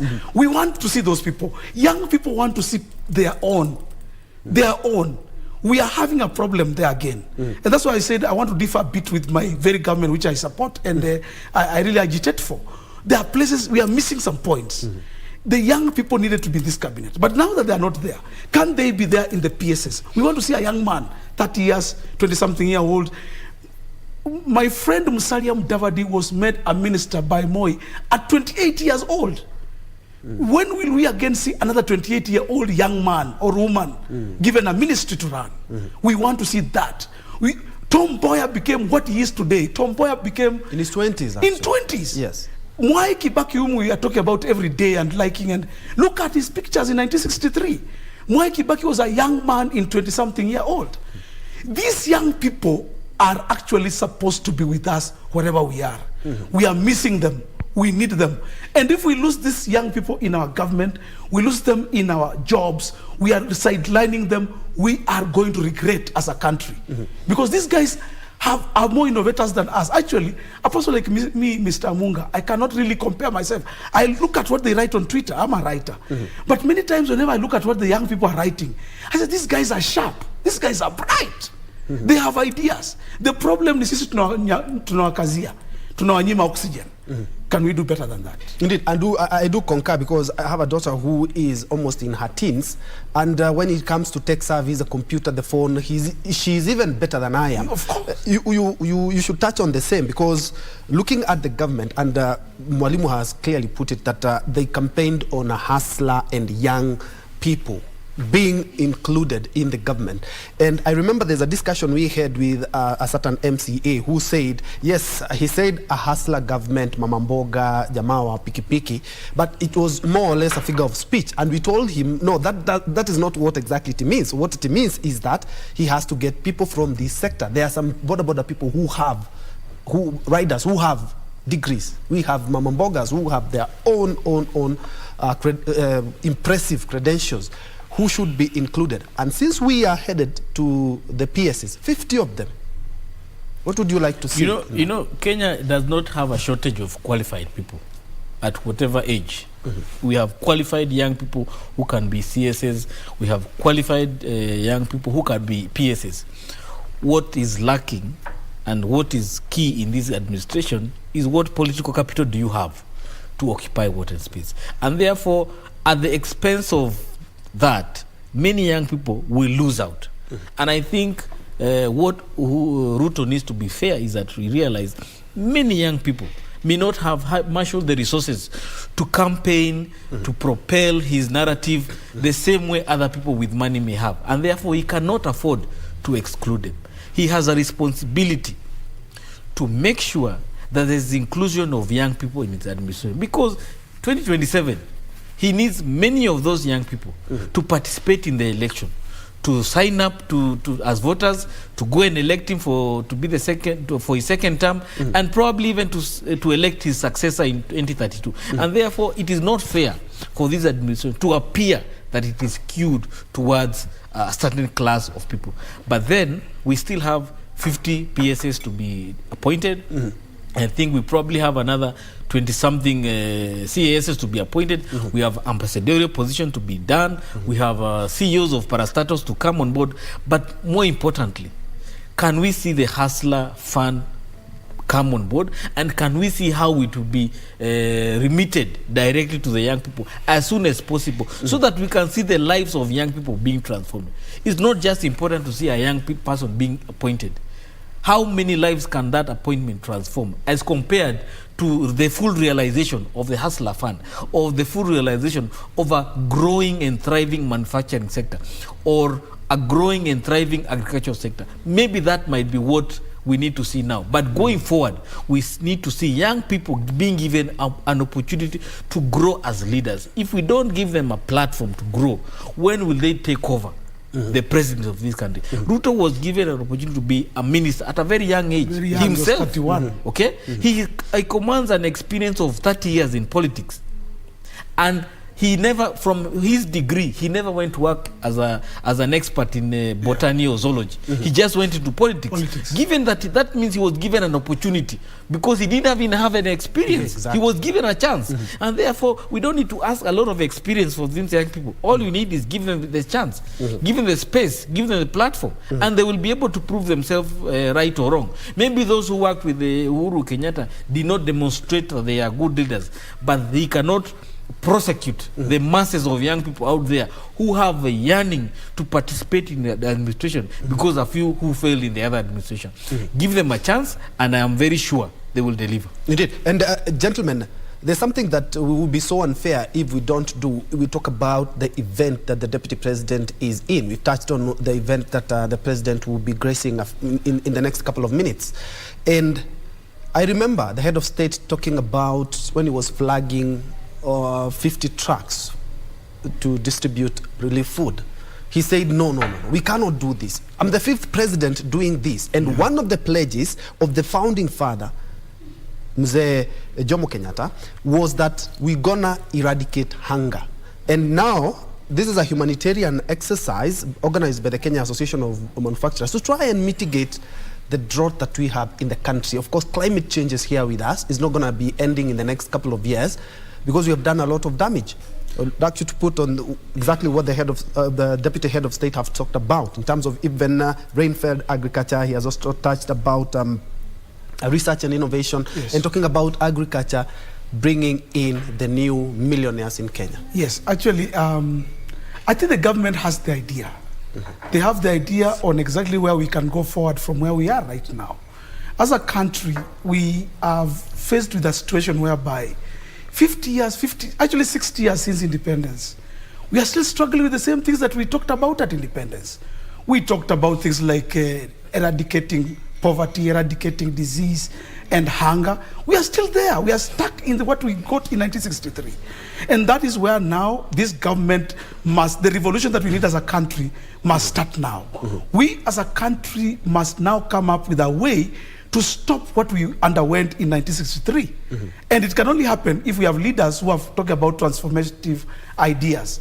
I want to agree with Rigathi Gachagua. We are on the right track as a country. Can we now get to work? Can we now get our people, give them a chance to come up with their ideas? I think that's where we are. And the thing that we need to do is to just, as my brother the engineer speaks about, is just the youth. I tend to think the people who can innovate this country and change this country are the youth. These are the people. Give them everything they need, and we shall see transformative ideas in this country.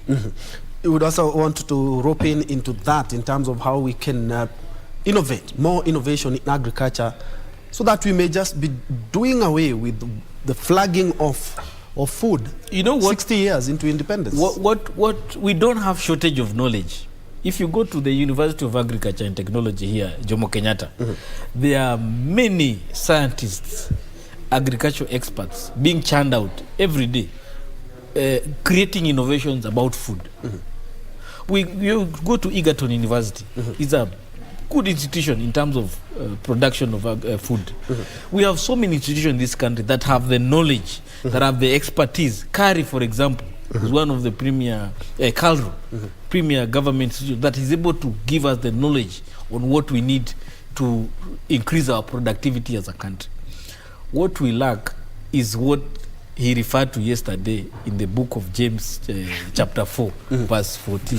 That you know what is right to do, but we fail to do it. So we have all committed a sin for the last 60 years because we know what to do, but we have failed to do it. So we need to first accept that we have failed as a country. Even him being in government for the last 20 years, he needs to accept we have failed. Yes. Collective responsibility. Mudavadi has been in government for over 30-something years. He must accept he has failed.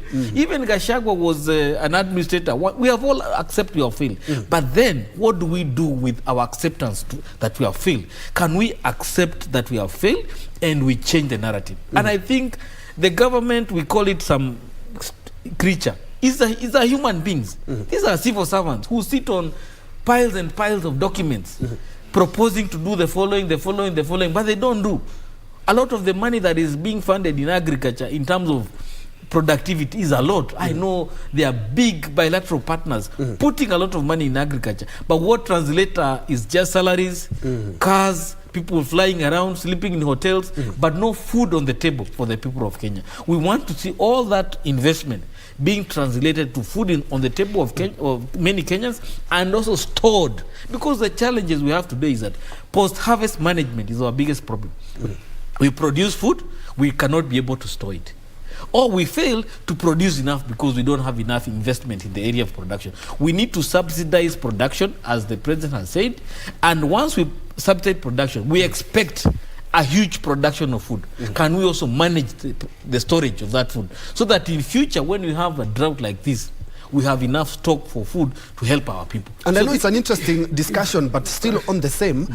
Do you guys believe on the same that GMO is the way to go? Because it's an interesting discussion. Some people have objected, some are supporting. But the government, after the president lifted the ban on GMOs, of course, Caro, as you've said, has done some research in terms of cassava, sorghum, which have already been cleared. And now we're talking about maize. As we wrap up this in terms of food production and sufficiency in the country. GMO is good for a stopgap measure.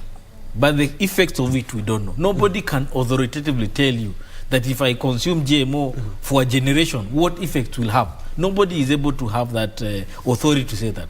But I believe they are doing that to meet a gap. We don't have food now. We need to get food from GMO countries so that we can feed our people. But going forward, if GMO is found to be fit, can we produce our own GMO? Where it is our scientists have been able to produce it, so that we can be sure that it's not going to harm us if it's good. But if it's bad, then we need to be very careful. You wanted to add something? You know, when we talk about GMOs, and I like what you have just said, we can innovate our own. We had what was that? Katumani. That's our GMO. That was our GMO. Yeah. So we just need to come up with something that is drought resistant, something that is ours, our own innovation.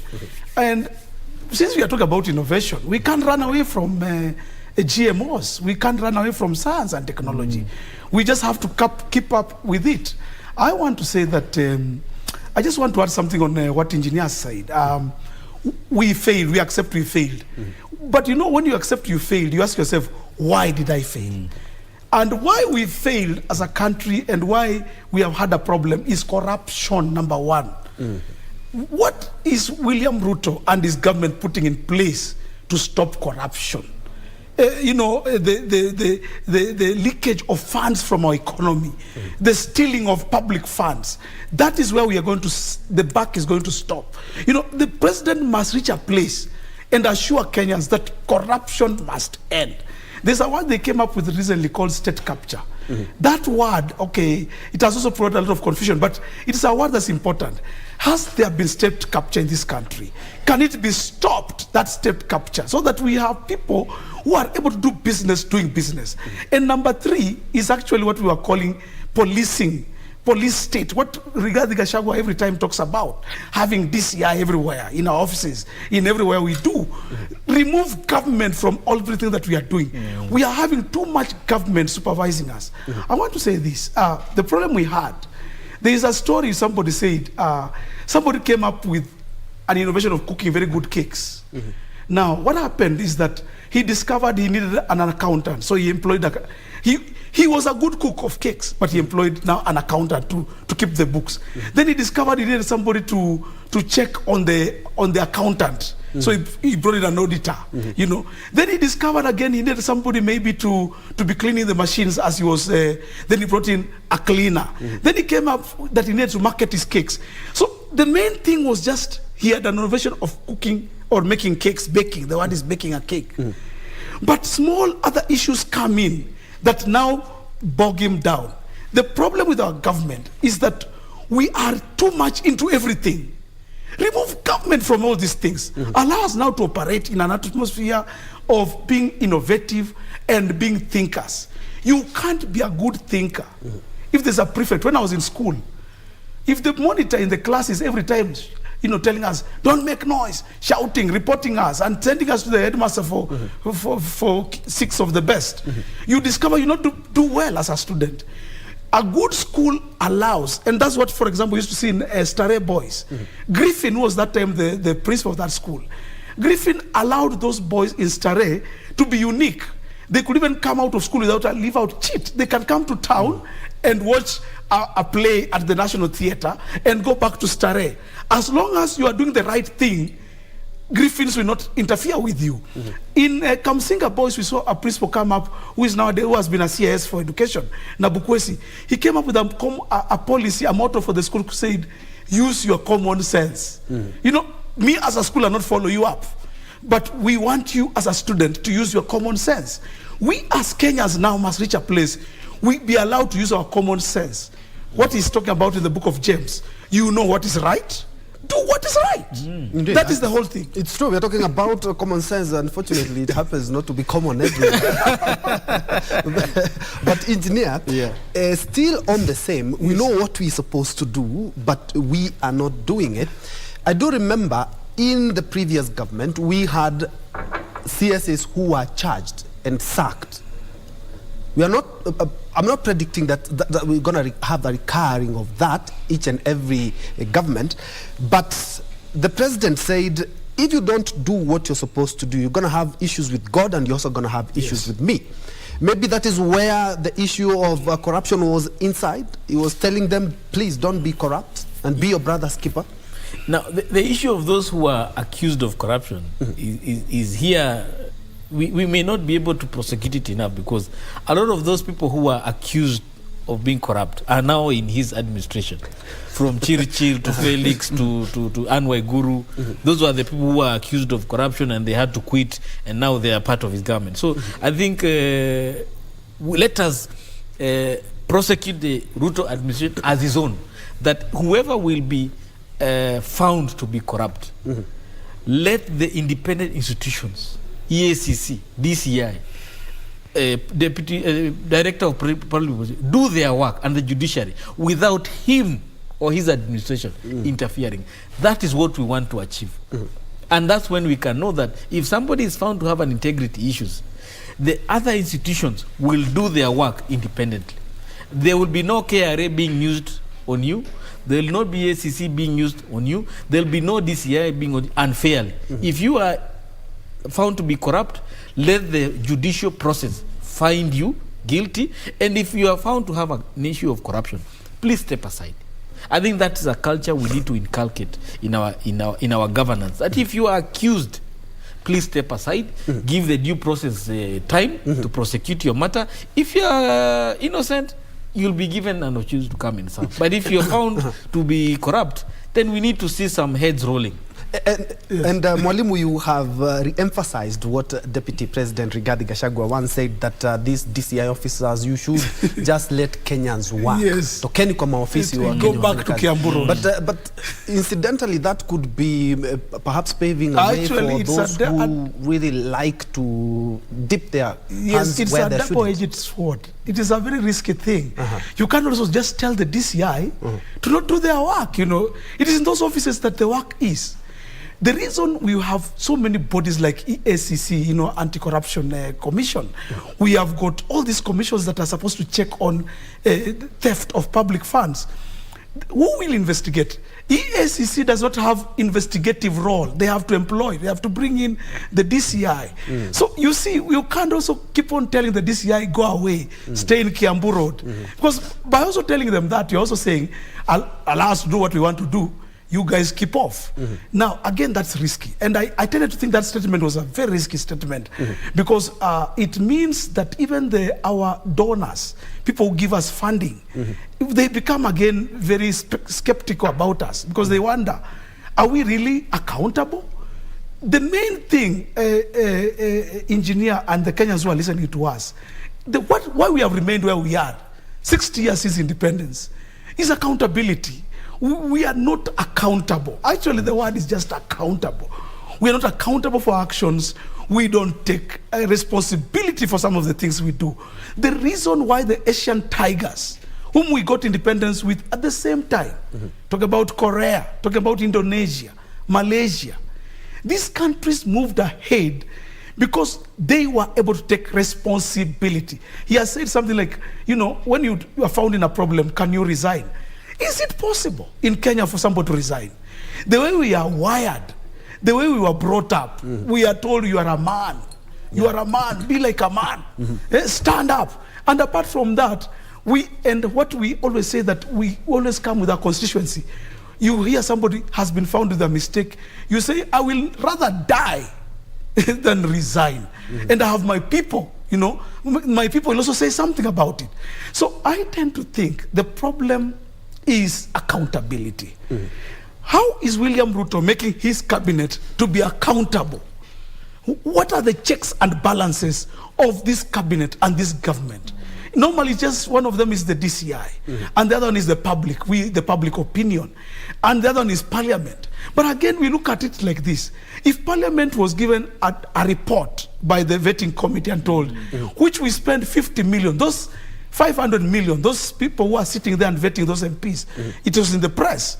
The budget was 500 million, half a B, for them to sit and go to Naivasha and write that report. The report was rubbished.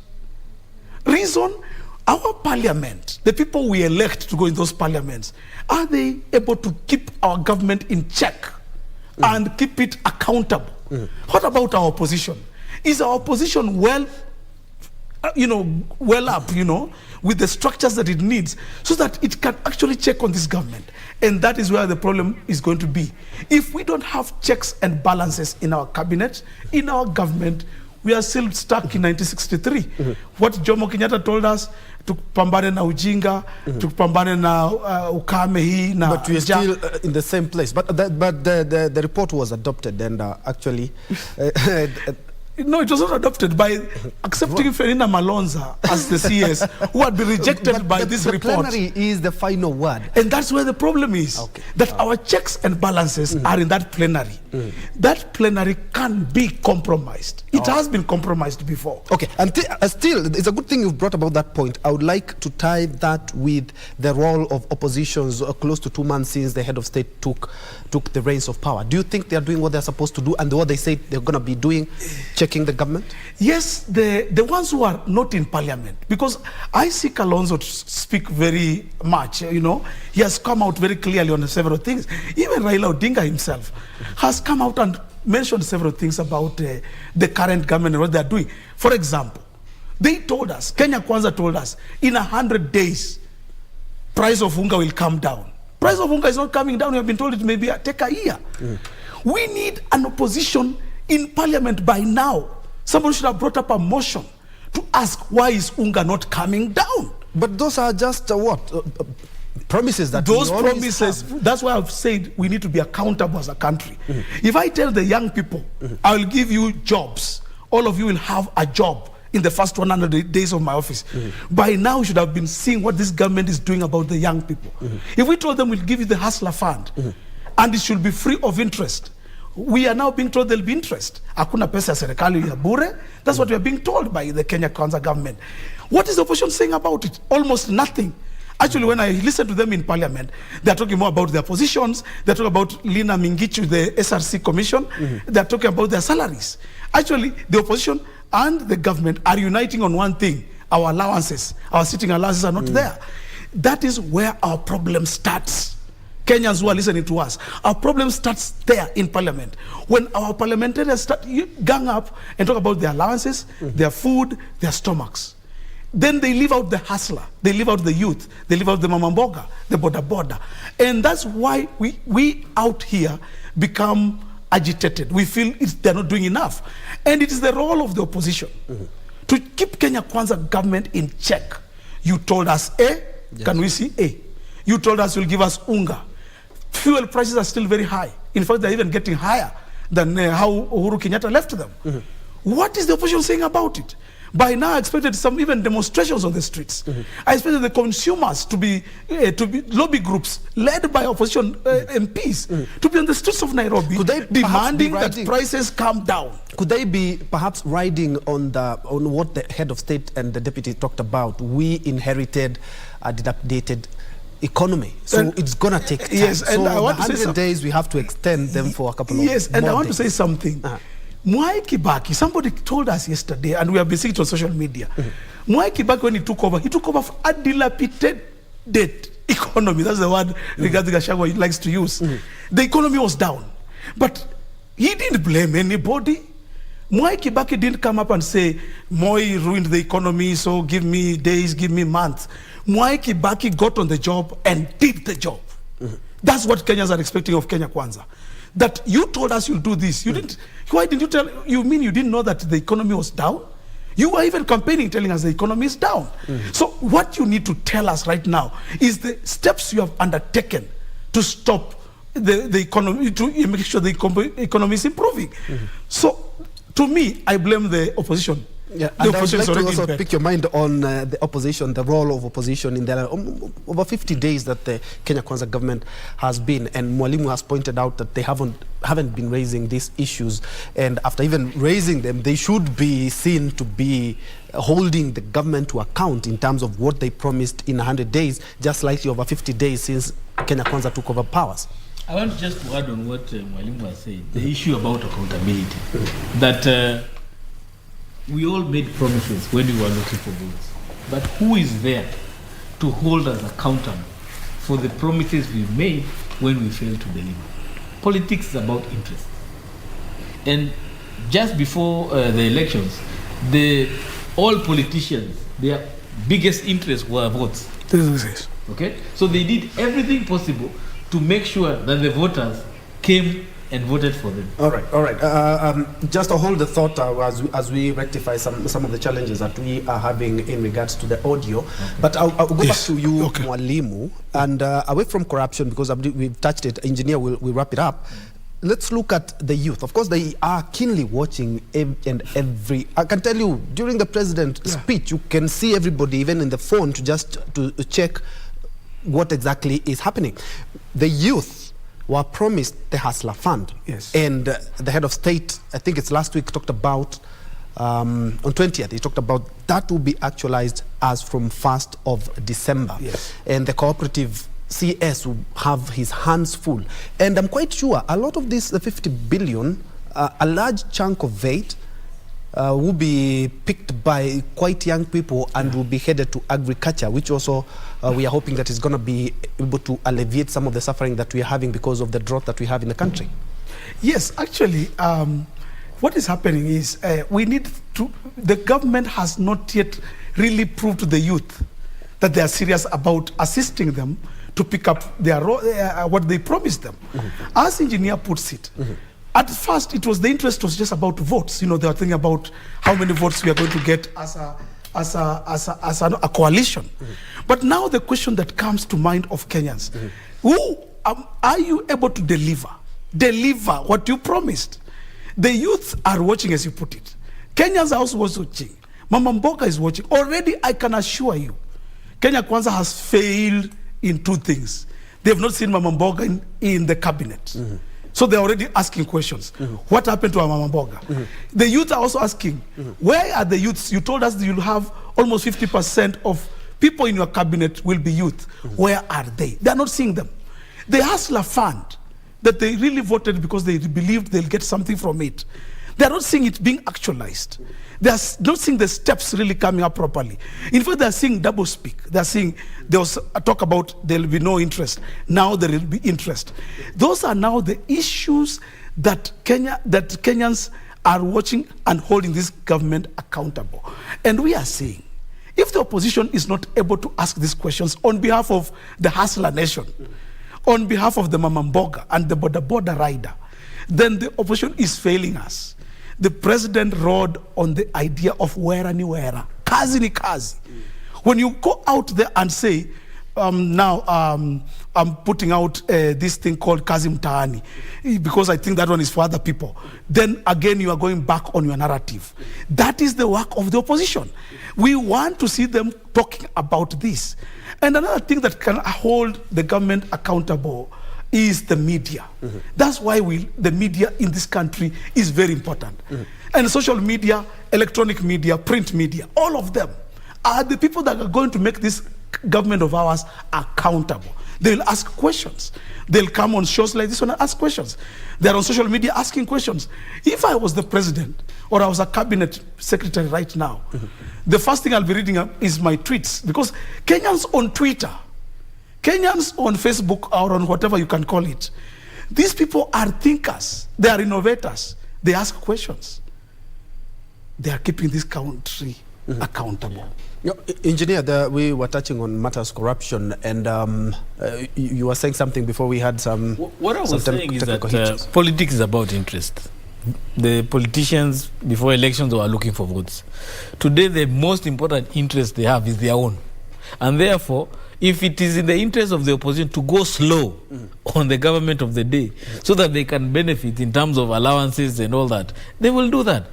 I think Kenyans need to wake up and realize when you cast your vote, make sure the kind of person you put in office is somebody who will not overriding personal interests beyond those of you as the electorate. We need to have a caliber of leaders that even if money is put in front of them, they will still stand with the people who elected them, because that's what we're having a challenge with. Many young people elected these people, but we cannot hear the voices of the constituency MPs out there in terms of saying, hey, the cabinet doesn't look young. The Hustler Fund, yes, we are being told 1st of December is coming on board, but 30 days into this process, we are not being told how are these young people supposed to organize themselves, how are they supposed to approach this program, what are the requirements, so that they can also prepare themselves. I mean, you don't wake up on 1st of December and expect money in your account if you don't have a plan on how that process will be realized. So we need to maybe let us give the new cabinet the opportunity that now they are in office to hear from them what plans they have in terms of realizing some of the promises they had for the young people. But as far as the character and the structure of the cabinet, definitely the young people have not been put in, they have not got their share as they were promised. But probably the president will come and pronounce himself and say why. Okay, but we need to be that society where we are accountable to what we promise. If you promise people something, please make sure you keep your promise. Indeed, and you can tie that with also what Mwalimu has talked about in terms of how the young men and women are eagerly waiting for the Hustler Fund. And of course, there have been several funds before, and the Hustler Fund was supposed to be something that does not attract any interest. Of course, the head of state did change that narrative and say that it's going to attract just something small, just to keep the fund afloat. And a lot of youth are going to be taking this money and investing in agriculture just a way to alleviate some of the suffering that we are encountering as a country in terms of drought and food security. Well, I think it's only fair that the president is telling everybody that this Hustler Fund is not going to come free. There is no free money out there. Even for that money to come to you, it will incur a cost. So if I'm going to spend 5% of the Hustler Fund to deliver it to the people, then somebody should pay it. But also, it brings the element of accountability. The people who will receive this Hustler Fund, what are they going to do with this money? So that they can know, if I give you 5,000 shillings, you must pay 5,000 shillings plus a small interest. So therefore, you must put it in an investment that will generate a return. Don't put it in buying food or recurrent expenditure in your house. You must put it in an investment that will be able to generate and be able to pay back, so that even tomorrow you are able to borrow more and be able to repay. So the element of accountability also goes back to the people. Yes, we'll give you this money, but when we give you this money, be sure that you must pay it with a return, so that even those who have given us this money, we can also be able to pay them back. But I also want to encourage the young people that not all of you will have space in government. It is your responsibility, wherever you are, to create the opportunity for yourselves, so that the government can come and support you. So as we are waiting for the Hustler Fund, can the young people start thinking and crafting ideas? How, if I get my 5,000 or 10,000 or 20,000, what will I do with it? what business will I invest in so that I can be able to pay back the interest that money comes with and be able to continue building my business. So we need to think about enterprise. And that is one thing that will able to lift many of us from poverty, because if we don't think enterprise, then there's no other space for us to create business or economic opportunities for the many young people. And enterprise is across, whether it's in health, whether it's in manufacturing, construction, agriculture, everywhere there is an opportunity for enterprise. All we need to do is do it responsibly. If you get money, use it responsibly. If you're given money to create content in the entertainment sector, please do it responsibly so that we can be able to have enough money for the future generation. The Hustler Fund has to be sustainable for you and for the people coming in future. Yes, and gentlemen, we can also look, as you add on that, we can also look at the houses and the Senate. The Senate, if the Meru County MCAs, and I think whatever you come in with this, an expert in matters counties, this will possibly land at the Senate. And it's only what, less than 2 months since we took over. Are we likely to encounter some of the loopholes that we had in 2013? You do remember the first governor to be impeached was just a few months old, Martin Nyagawambora, Wembu County. We had Kivuda Kibwana, Makweni. We had Alfred Mutua, who also had issues with the county, more or less like in the transition government. And we have seen in some of the counties, we are seeing some things that we've never even imagined, envelopes, costs. We are looking at ghost workers in Kisii.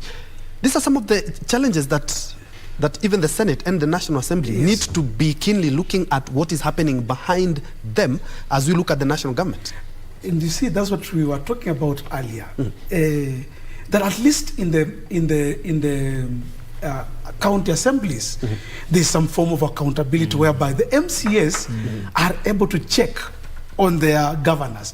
Although the problem again we have in our country is the political shenanigans, because when you see the MCAs in Meru, the Meru governor was an independent candidate. She was not aligned to any of the the main coalitions, and almost all the members of assembly in Meru are either in the Kenya Kwanza, that's UDA MCAs, or they are the Azimio. Some of them in the bus, what used to be called the bus party. Now, this lady, the governor, the Her Excellency, the governor, Kawira Mwangaza, now was an independent candidate. She almost came with almost no MCA because she came alone as an independent candidate. So her woes or her problems begin because she lacks the support or the backbone, the backup from the MCAs who should have come with from her party. If they were in the same coalition, they would have protected her. So that is again the problem with our police, that the political angles always come into play. Yes. So whatever we are seeing in Meru, as much as there may be truths here and there, but at the end of the day, you also look at it, there is some bias.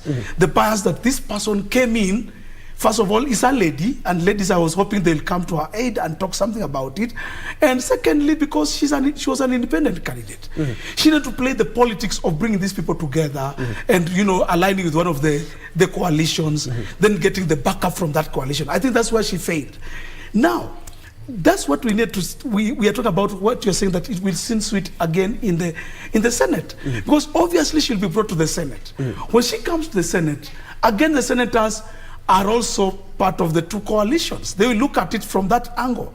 Is she from our coalition? No. Is she from the Kenya Kwanza or Azimio? No. So you can imagine she'll be just coming from a frying pan to the fire.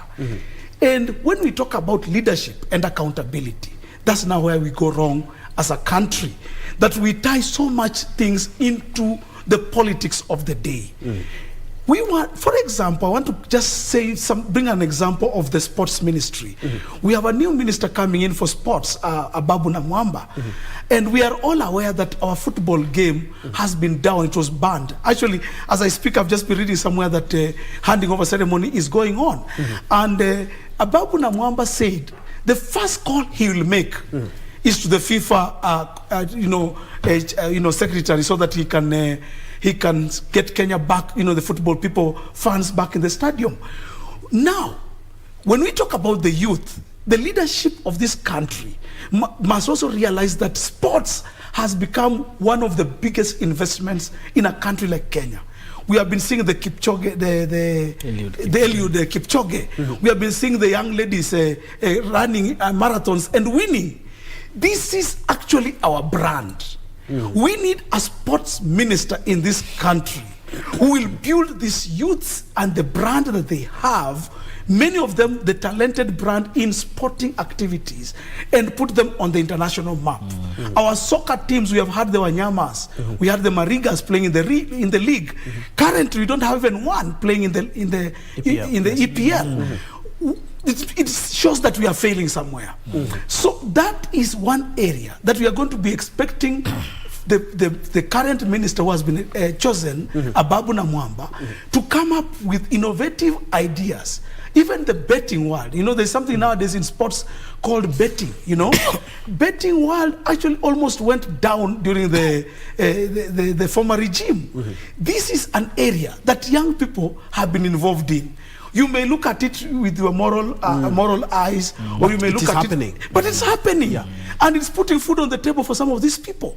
We can't run away from it. If it is there, then we still have to know how to adopt it, maybe regularize it, and make it better for our young people. I'll also add, in terms of moral, the government has already given an okay, and betting companies have been allowed to do some work here in the country. And I would like to go to devolution, because I'm quite sure a lot of the things that will be happening in counties, of course, they will be looking at the national government, and some of the hurdles that we've started to run into. The Meru County Assembly say their Governor Kawira Mwangaza is not shedding enough light on her doings in terms of how she's hiring people and in terms of how she's treating the MCAs. These are some of the hurdles that the devolution we had in 2013. We even had Waiguru, who people talked about. She was sanitized by the then government. And we are Wambora starting, yes, we had also Wambora in Embu as well. I think it's quite unfortunate that right now, a lot of the governors facing problems are women. Because we have Kawira Mwangaza in Meru, in Nakuru, there's a case in court stopping the vetting of the nominees for CEC. Gladys Wanga is being accused of biasness in the hiring of some people. So therefore, I think, yes, women have come on board in terms of taking over governorship positions, but then they are followed by a lot of challenges in the kind of leadership they are presiding over. So it's important that the politics of devolution is interrogated very well, so that the governors or the people who are elected to be governors clearly understand how business of devolution is run. And I think one of the best persons who really withstood this kind of storm was Kibudha Kibwana. And he's one of those people who has been cited as the champion of, or an expert in devolution. And we should be able to help a lot of these governors understand.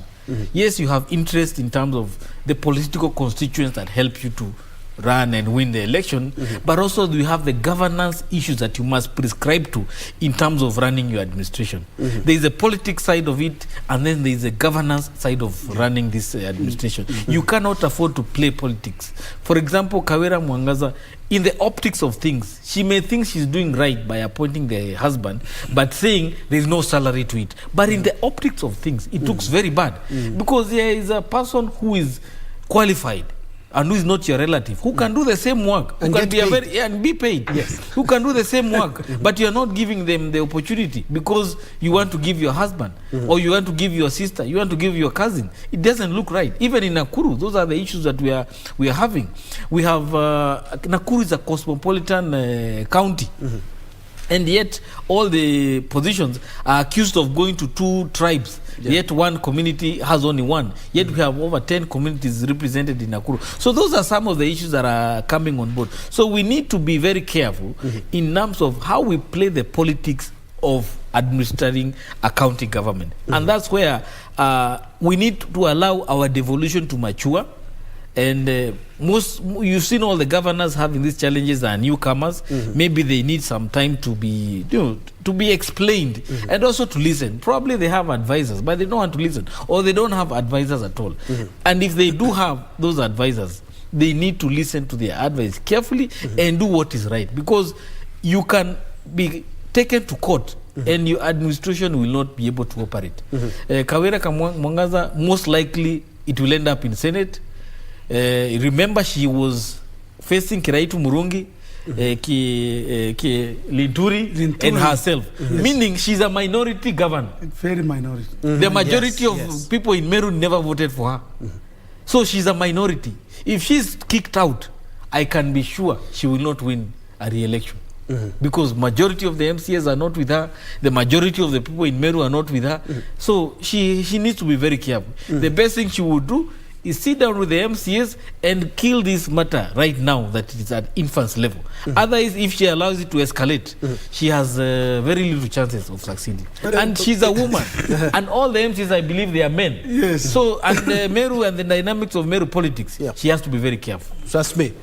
Come from the larger Mount Kenya East region, and I can tell you the politics there. We had Embu, now we have Meru. Yes. There's something you wanted to add, and say, also want you to add in terms of the women now taking over the reins of power, which is a very commendable thing, if you ask me. Yes. And although the head of state did not do exactly what he said half of his cabinet will be constituted by women, but he did actualize the 2/3 gender rule. And we do not know about the appointments in terms of the PSAs and the ambassadors, the heads of parastatals. There are so many positions that he can actualize that. I would like to pick your mind on the same. Actually, speaking on, even just before I go into that one, I just want to agree with him that in Kenya, you must first play the politics. The optics of politics must always be at play. In Nairobi, Sakaja, the governor in Nairobi, has just unveiled his cabinet, I think 2 days ago. And when the cabinet list came out, it was discovered that some of the people whom he gave the CASs were Azimio, people in Azimio. Most of the people were diehards of Azimio. They were identified as people who have been in Azimio. And Sakaja is Kenya Kwanza. That was politics at play. What Sakaja was just simply doing is that he looked at the MCAs in his assembly. Majority of them are in Azimio. So he knew, if I want to survive, if I want to continue to rule Nairobi and to have issues easy for me in Nairobi, let me appoint people from the Azimio side also to be in my cabinet. So this is the politics that play in Kenya. And when we talk about now the ladies, the women, even in cabinet and wherever we are, yes, we have seen a big improvement. We have seen the president picked on the women. But again, when the question mark came, when the rejection came from the vetting committee, the person to be rejected again was a woman, you know? And when the vetting was going on, the person under severe attack who happened to be Aisha Jumwa, also who is a woman.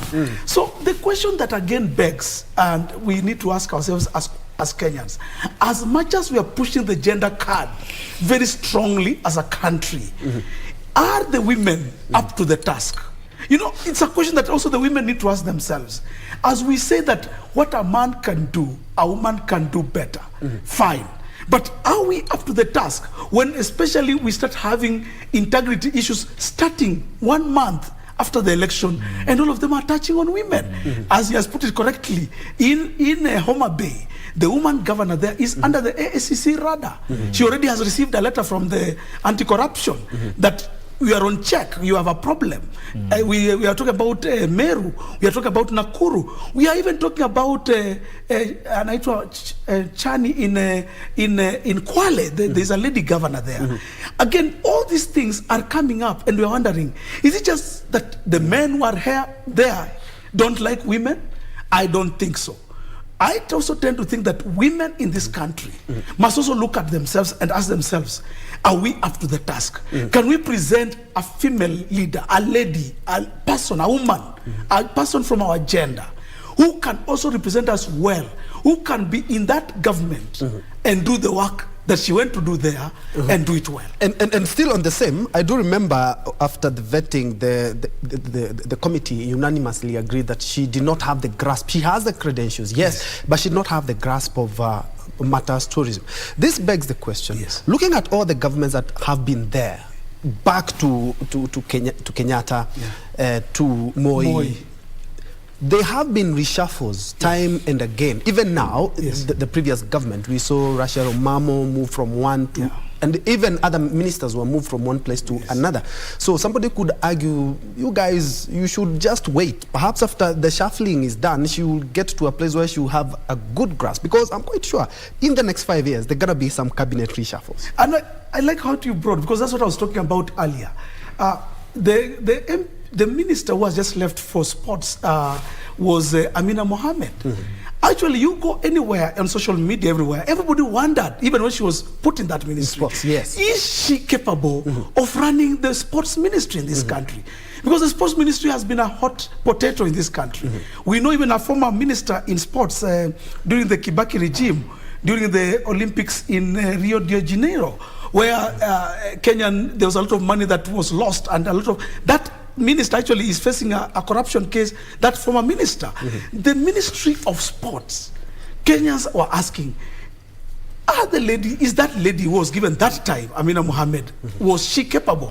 And actually, after she's handed over, which was, I think she's handing over today, the answer is she has not performed as expected. We just have to be honest. Actually, the FIFA ban is all draining because of the confusion she brought about. Yes, she was not capable. She was not up to the task. And that is what we are saying here, that as we elect the women, as we nominate them, let me say this, we have just been asking engineer as a specialist in the devolved units, what happens after the election is over?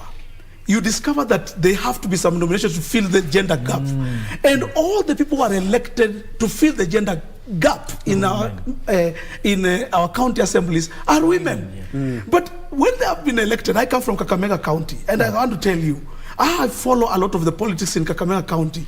The women who get nominated to fill the positions as nominated MCAs, I even don't hear them. Actually, they only seem to be the rubber stamps to rubber stamp or to agree on the area that nominated them. But no motion comes from them. Perhaps we are so keen on looking for mystics that are even with the men. No, the performance is always seen. When a person stands out, like for example, let me just be very, very specific. Monica Juma, she may not be very vocal. She doesn't seem to talk much. But somehow her presence, she has some presence that when she arrives in a room, you see the leadership. Okay, just a minute to cross over to the KICC Savo Ballroom, where we're expecting the head of state to lead the 2022 Taxpayers Day celebrations. They are just a way to salute the taxpayers that we've had, including individuals, not only companies. And Wairimu Njenga can see her on screen now. Wairimu, what exactly is happening there? We were expecting the head of state about Ben Troy, we are still at KICC as we wait for President William Ruto to arrive. Dignitaries have already arrived and they are waiting to see who will emerge the winner as the top taxpayer of the year. As I had earlier on told you, Kenya Revenue Authority did surpass the revenue target set for the 2020-2021 financial year, and this also has been contributed by various sectors, including the MSME. And joining me, I'm joined by Richard Muteti, who is the CEO of the Kenya Juakali Association, just to tell us how they have contributed to the taxes that are being collected by Kenya Revenue Authority as a sector. If you can join me right here, Richard Muteti, maybe you can tell us how MSME is playing a role in ensuring that Kenya Revenue meets its target annually. Thank you very much. As you have heard, my name is Richard Muteti. I'm the Chief Executive of the Kenya National Federation of Juakali Associations.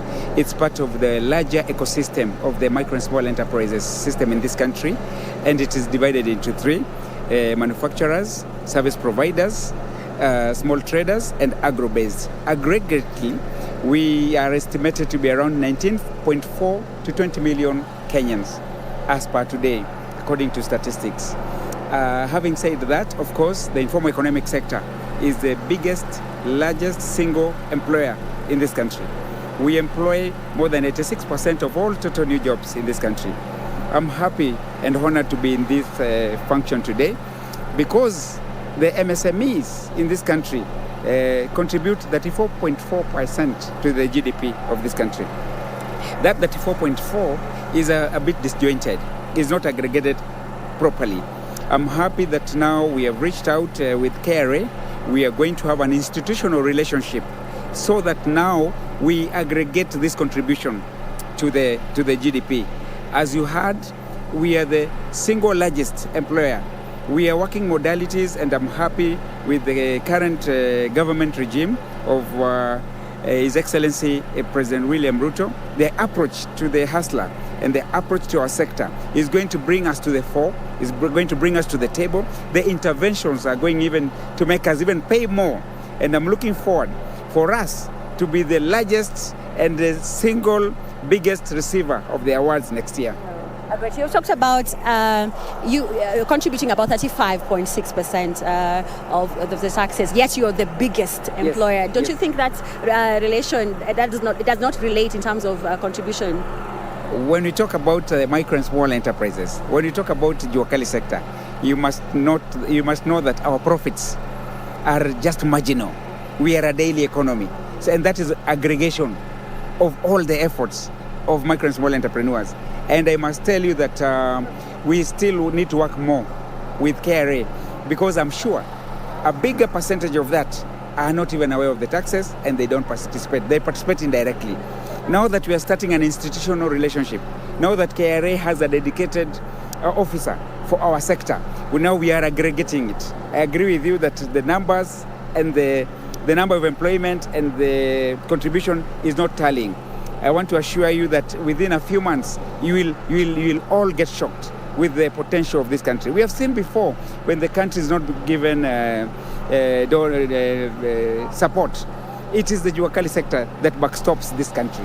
So it's just a matter of harnessing their potential, increasing their potential, then bringing a huge awareness campaign to them for the importance of. You will be shocked that some of my members are not aware that the taxes are the ones that buy medicine for them when they are sick. They just think that they pay tax and somebody eats that money. They're not aware that it's the taxes that makes the roads, does what. So once that awareness is there, they'll even be volunteering. They'll queue here KRA. And there are so many. They'll queue everywhere. Even KRA will not be able to count the money. Yes. So when do you plan to start this collaboration with the Kenya Revenue Authority and MSMEs to ensure that at the end of each year there's a huge chunk of taxes that go towards the development of the country? Actually, today I had anticipated that I'm going to showcase several of my members' services and products here. We have come of age. We are the best in the region.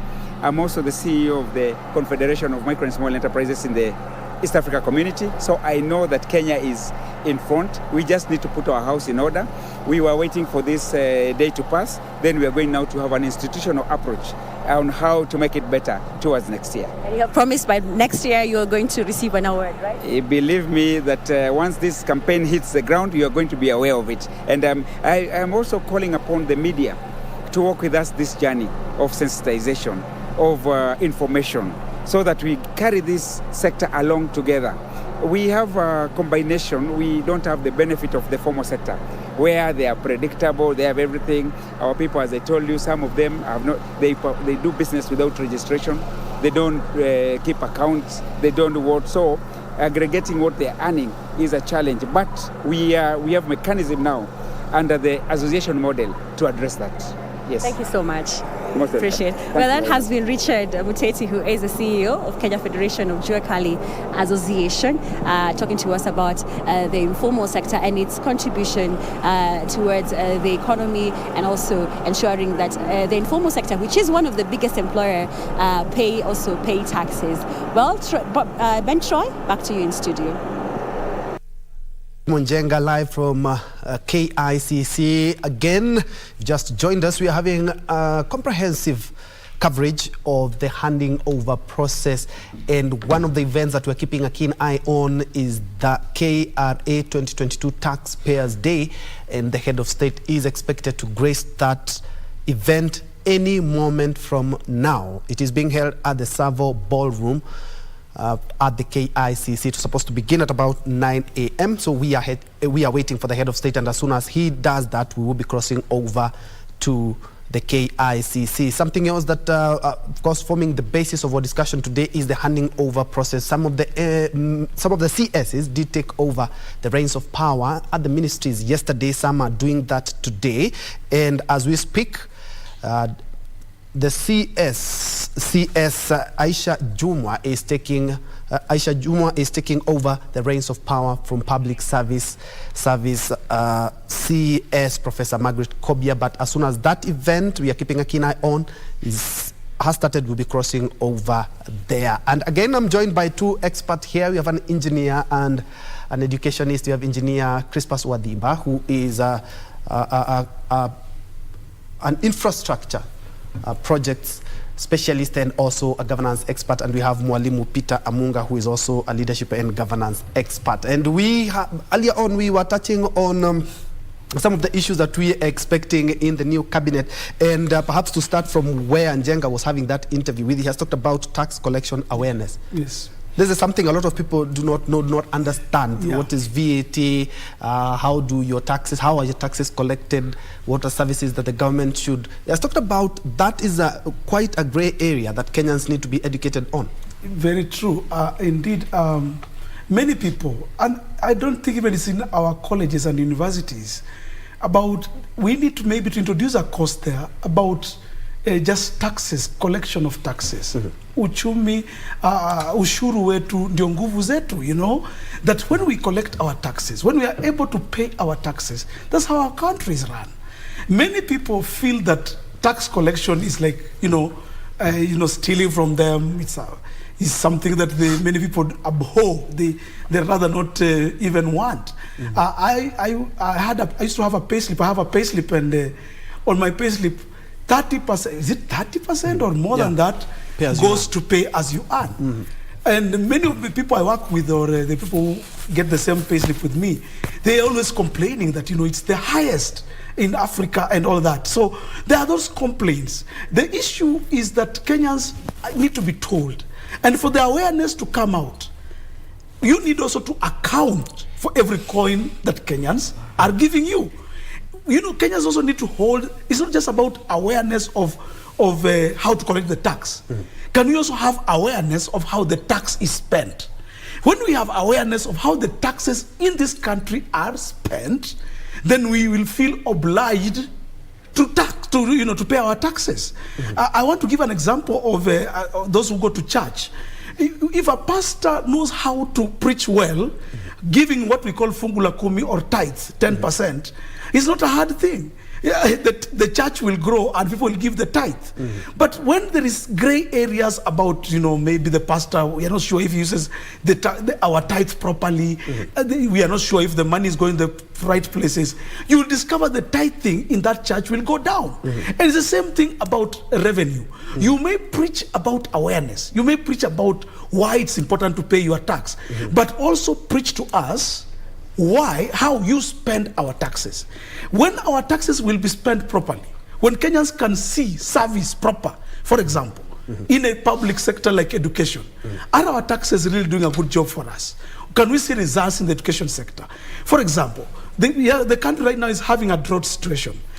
Many families are sleeping hungry. People are starving. Are our taxes being used properly to counter the starvation and the drought in this country?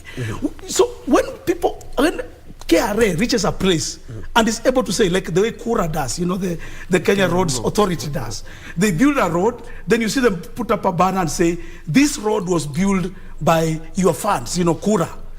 Well, we also need to see Kenya Revenue Authority reach a place. The awareness also should come to telling us, this school you see here, or this hospital, level 5 or level 6 hospital, it is because of your taxes. Your taxes are what have brought us here. This university you see here is because of our taxes. And that's where Kenya Revenue Authority fails. Its awareness is always about how we can collect money from you. Landlords, can you give us money? Teachers, can you give us money? Or Safaricom, can you give us money? But rarely do we hear the taxes that you gave us were used to do this and this. You also want to dig in that? I just want to add that everybody has a responsibility in helping KRA communicate this message. If you realize, whenever we touch on the issue of tax, is, for example, when the MPs claim they want an additional increment. So we say taxpayers' money used to increase the MPs. But when a good hospital is opened, nobody is able to attribute that is money from taxpayers. Or young people get help, loans for higher education, it is taxpayers' money. So we need a KRA that is able to message or communicate that the work they do or the money that they collect is able to do the following work. The same way you see banks. Banks are always growing their balance sheet. Yes. Their deposits are always increasing, even when the economic times are very hard. But they don't make you feel like it's bad to take money to them. Because they encourage you with the right messaging. They are able to tell you, we have scholarships, we have this and this and this, we have good profits. Even when they are stealing from you, you don't question. You understand? Yeah. So we need a KRA, and that's why I said we need a KRA that is not about a predatory relationship, but a healthy, friendly relationship that is about building each other. The same way we have relationship banking, where you see a certain account, suddenly there are certain deposits that are coming, it's growing. So you encourage that depositor to grow further by supporting that person. So we also want KRA that sees me as Crispus, I start, my revenue, the level they collect from me has started growing. How else can they encourage me? How else can they work with me so that I continue building my capacity to generate more money? Rather than being used to exploit me because of political interest and other things. So KRA needs to really shift the way it works in terms of its relationship with the taxpayer. They need to look at the taxpayer as a customer, and they want to work with that customer to grow them and walk the journey of tax paying and contribute to the economy of this country. It's a good thing. You're talking about banks. On a light note, somebody was saying that you trust a bank with the millions of your money or thousands of your money, but they cannot trust you with a single pen. They have chained it. Yes. They can use it as a way to maybe market their products. Yeah. But still on matters money. This is the first time and the first government that we are having a blue economy enshrined in a ministry. Just to underscore how this new government intends to do that. Actually, it is under the Ministry of Mining. And just to underscore how the government wants to do a lot of things in the new way and maximize on everything, despite a lot of challenges, including drought and the ravaging famine that has been in the East Africa, on the Horn of Africa. If we look at, when we look at drought and the famine, we only look at on the optics of maize or availability of maize and beans. Yes. Okay? But if we looked at how do we address drought, by exploiting other opportunities. For example, if many of us... Okay, hold the thought. Let's go to the outgoing CES for Gender and Public Service, Professor Margaret Kobia, who is handing over the reins of power to Aisha Jumwa. She's currently making an address. Let's listen in. The CS, Minister of Public Service, and I appreciate her for having gone through a very rigorous process of getting her to this ministry. I just want to really tell her, this is the team I worked with, and whatever the strength you see is what it took ourselves, as me being the team leader, kind of to put ourselves together and understand the mandate of the Ministry of Public Service, Gender, Senior Citizens, Social Protection, and ASAL. It was our paragraph. At the end of it, we ended up with our paragraph of our ministry, but through this team, where I hand 5 chief administrative secretaries, I hand 4 permanent secretaries, we are able to come together in this particular boardroom every time, consult one another, make decisions, and measure our progress.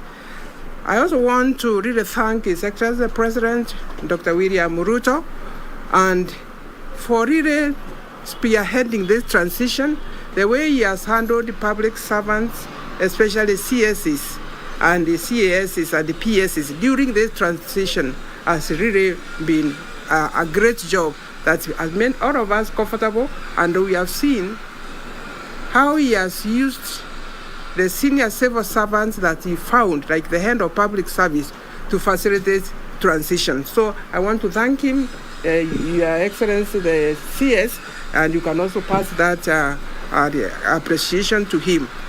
Let me also appreciate His Excellency the President, Uhuru Kenyatta, who for the last 10 years has been able to steer this country and government for the kind of result that we see, which now this coming government is going to build on.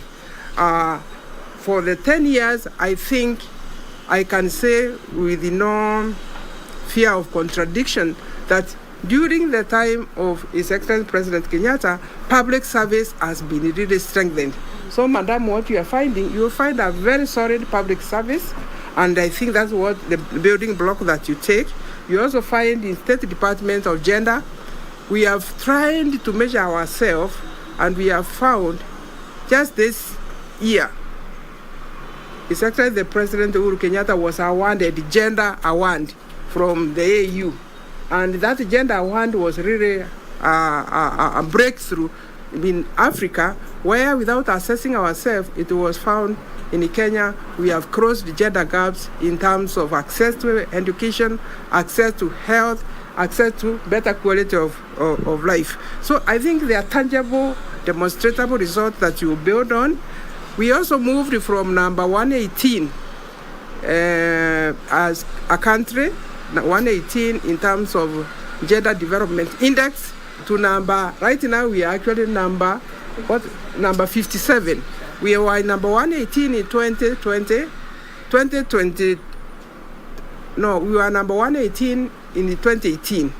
In 2020, we are number 95. And in 2022, we are number 57. So that CS, I just now tell you we are 57, we hope to get to the 40s. This is very, very important because in gender space, everybody could be doing everything, but if you don't really measure progress, are we making progress, then you don't know if you are doing a good job. We have also seen for the very first time, more women were elected as governors, were elected as member of parliament, and also within the county, and also the number of women in the executive, the number of women in judiciary. For sure, we are at our best. We are not where we would like to be, but we are at our best, and I'm happy to hand over that to you so that you can build on it. I also want to thank the team that I've been working with, especially PSs and other senior staff, because when we were told by the head of public service, we prepare for you, they have done all the briefing. That's why we are not talking a lot here now. Yeah. The briefing has been done to you to tell you what are the functions of this ministry, what are our achievements, what are our challenges, and what you are going to take over. That is the report I'm going to give it to you. My fifth point would be, I didn't want to highlight the critical role of public service, especially also including gender and all issues of diversity and inclusion. CS, one of the things that you are going to find very useful is to be sure that once we know the manifesto, we understand the Sustainable Development Goals, we understand the vision, Kenya Vision 2030, with these teams, we will look at what you already find because they are already plans. Looking at the plans, you look at how we organize structures that can deliver on those plans. You do a lot of coordination and then assessing through performance contracting management to see how each ministry is moving. So you find this ministry is the center that holds in the public service. Your role, and I think that's why I really wanted to reach this point, your role will be to help public servants make sound decisions. That's why you have come at the political level, so that a lot of things they struggle with sometimes in public service, you're not making decisions very quickly. You will take that political responsibility and help them with the information they will put on the table, with the data they will put on the table, consult widely, help them make a decision and move regarding the policies that we need to develop. Madam CS will be measured by how many policies have you formulated, how many policies have you reviewed, how many policies advisory have you given. So that I think that is what the ministry is supposed to do, rather than to be seen more like implementing. The implementing are state corporations and us. That means if you have a sound policy, the state corporations and us will implement. And then you will be held for coordination, because you should know at the implementation level which department is implementing what and how successful are they, or where do they require help. Therefore, we want to wish you all the best, and you'll be providing that effective leadership at policy level and also as a strategic direction in line with the national development goals. That is the role of the CS. And also ask the staff, don't bombard the CS with many technical issues. CS has the policy and there's a strategic intent, so that you leave her to just review at that level and be the bridge that takes you to the cabinet for any decision. Finally, I want to say every administration meets its own challenges, unique. For now, we know the manifesto has really addressed things to do with cost of living, the serious situation of the economy. We also realize that as this administration is coming in, we are having severe drought where Kenya is not handling for the last 4 seasons. But I want to say together, you and the team here, challenges can be turned to opportunities. So long as you stay together, there's no administration wound over that doesn't have its own challenges, but the wisdom of it is to have those challenges change to opportunities. So CS, I wish you all the best. We are just a telephone away. When we'll give you space. Let me declare that. We'll give you a lot of space so that you can work for this country, because the position we hold are positions of honor, positions of privilege, and the position of high trust. Therefore, they affect 1 million Kenyans. But me and you and other senior civil servants have had an opportunity to give service to Kenya for the purpose of getting a better quality of life for all Kenyans, as indicated in Vision 2030. Therefore, we will support you when you need us, and I can assure you the team that I'm leaving behind is a very strong team that should give you comfort, so that you don't have sleepless nights. Because if you have sleepless nights, then you will not be able to support His Excellency the President, and we want you to succeed. We are also told in the leadership, if you exit our leadership and somebody else comes and that leadership fails, then I was a bad leader. Are we together? Yes. So I am very concerned and interested in success of CS Aisha Jumwa, so that it is part of my success, because I've given her the baton. So as she moves on, she'll be building on that block, and whoever else she'll give, this country will be a better country. Therefore, I want to stop here and wish you all the best and God's blessings. And also the PSs who are with me, I wish you well. If you survive, I think we leave that to God, because I'm one person who believes God will always put you where He wants you to be, not where you want to be, where He wants you to be.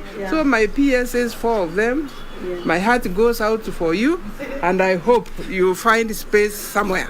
Even if you don't find space, we thank God for the opportunity you have had to serve, and look forward. A lot of people, when you get to CS or PSs, you didn't come from the street. Yes. You are good. You should be able to go and serve. So long as the burden is that of service, you will find space. So thank you very much, and I want to wish you all the best. Thank you. Thank you very much, Professor Kobia. Now you can all confirm what I said about succession management. Yes. She has just been continuing with that lesson. That even if we don't find space, the PSs will continue to serve. Mm-hmm. We are very well prepared. Mm-hmm. Kenya is big, and there is a lot of work.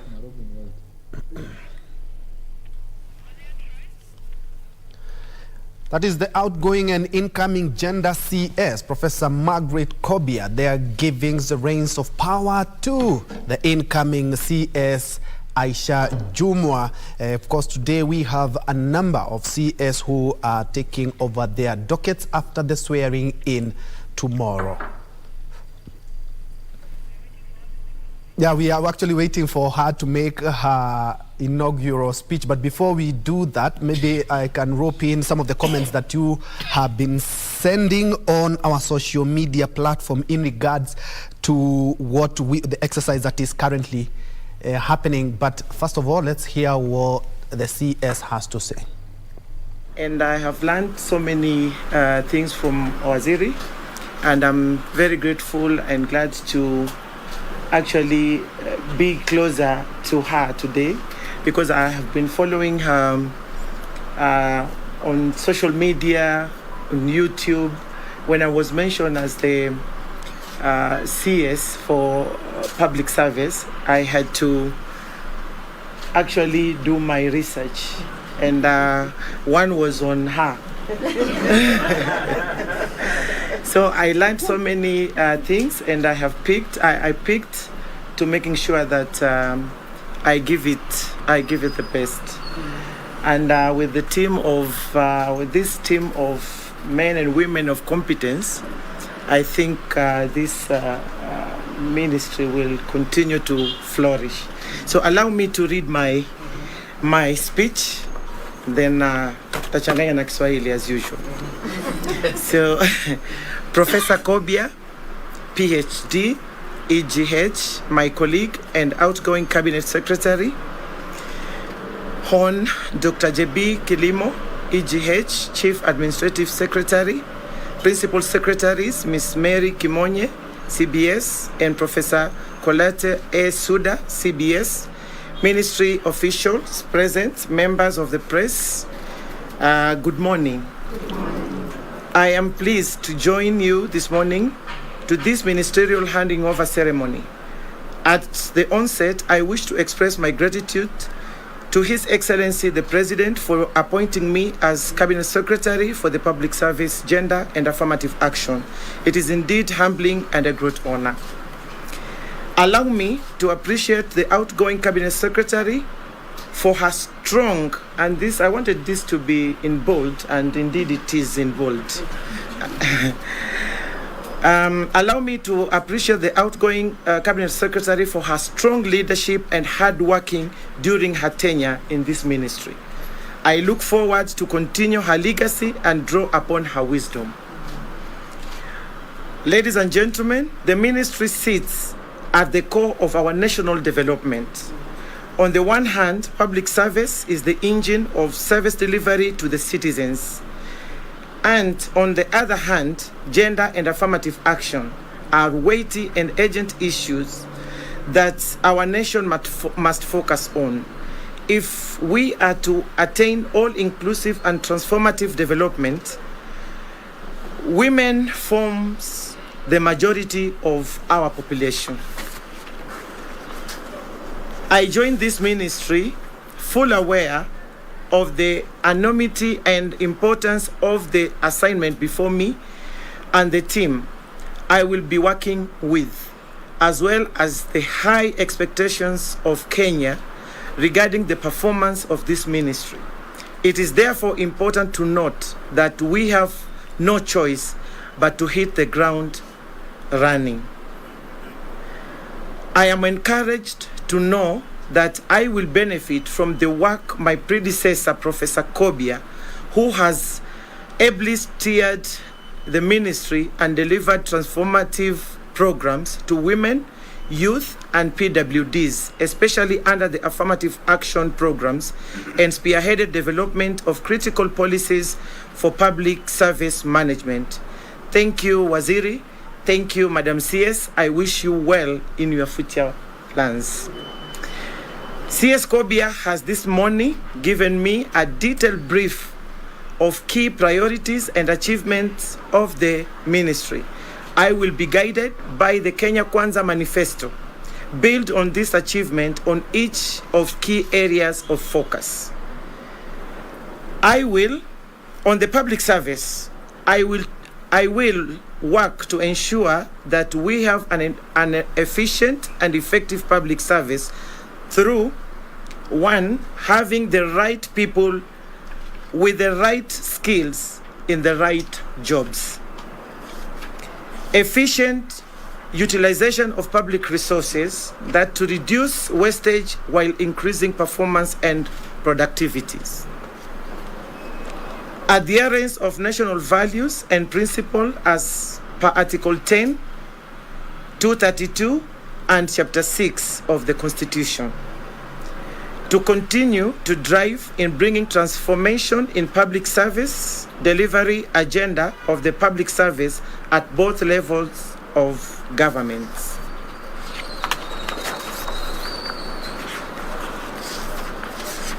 On gender, I note that a lot has been achieved over the years in the areas of gender equality, women empowerment, especially representation in decision making, breaking the silence on gender-based violence, and economic empowerment. However, more are still remain to be done. 1, priority will be given to women's economic empowerment, ending GBV and implementation of the constitutional provisions of Article 81B of not more than 2/3 of either gender. To develop an affirmative policy, and to support the finalization of the process of merger of affirmative action funds into the proposed Biashara Bank. And number 9, in implementing this broad mandate, I will be guided by the spirit of the Sustainable Development Goal of Leave No One Behind. Inclusivity, engagement, and partnership will remain key. As you know, the issues under gender ministry are cross-cutting. The Ministry of Public Service, Gender and Affirmative Action is one of the enablers of this agenda. For all the other ministry to deliver on this agenda, the country requires a high, efficient, and result-based public service. So public service transformation will remain a key on focus for me in order to ensure service are provided in an efficient and effective manner, that public service resources are used for intended purposes. Public servants embrace the right culture in delivery of services and creating an enabling environment for facilitating national development. Ladies and gentlemen, to succeed, I am full aware that I cannot do this alone. Each and every officer has a role to play. My role as a CS will be provide the requisite leadership, direction, and environment to inspire and encourage high performance in the ministry, and to build the requisite networks and partnership with our key stakeholders within and out government. I urge the heads of department to build strong teams within their various departments and to adhere to a specific target expressed in the government's development agenda under the MTIP and the Kenya Kwanza Manifesto. My vision and desire is to run a highly cohesive and citizen-responsive ministry, guided by the values and principles of governance and the various policies already in place. As I conclude, I wish to express special appreciation to the team at the Incoming Gender CS Aisha Jumwa there finalizing her maiden speech after she has taken over the docket from Professor Margaret Kobia, who is the outgoing CS in that same ministry. Just in case you joined us, this is the great KBC, and we're having a special coverage in regards to the CS who are taking over offices today. Yesterday, some of them have already taken up their dockets, and they are working as of today. And perhaps I can engage before I engage my guests, we can have a look at some of the responses that have come in via social media. We are live on all our social media platform and also quite keen on Twitter. But as I check out, perhaps you guys, you can make a comment on what the CS has just talked about. I was able to pick 2 or 3 things, but I would like to pick your mind. I've even seen, actually, as you're saying, even on social media, Kenyans are really following the handing over between Professor Margaret Kobia and Aisha Jumwa. And one question that comes out, and which I have been raising this morning, is how politics comes into play when sometimes when we are choosing cabinet and choosing our leaders. Professor Margaret Kobia, first from the name professor, that's an accomplished person in terms of research, in terms of, and even from her speech, you can see it's as well rehearsed, well researched. And Aisha Jumwa herself has confessed that I followed Margaret Kobia on her social media, and Aisha Jumwa confesses that she's very impressed with the way Kobia has run her ministry and run all her departments.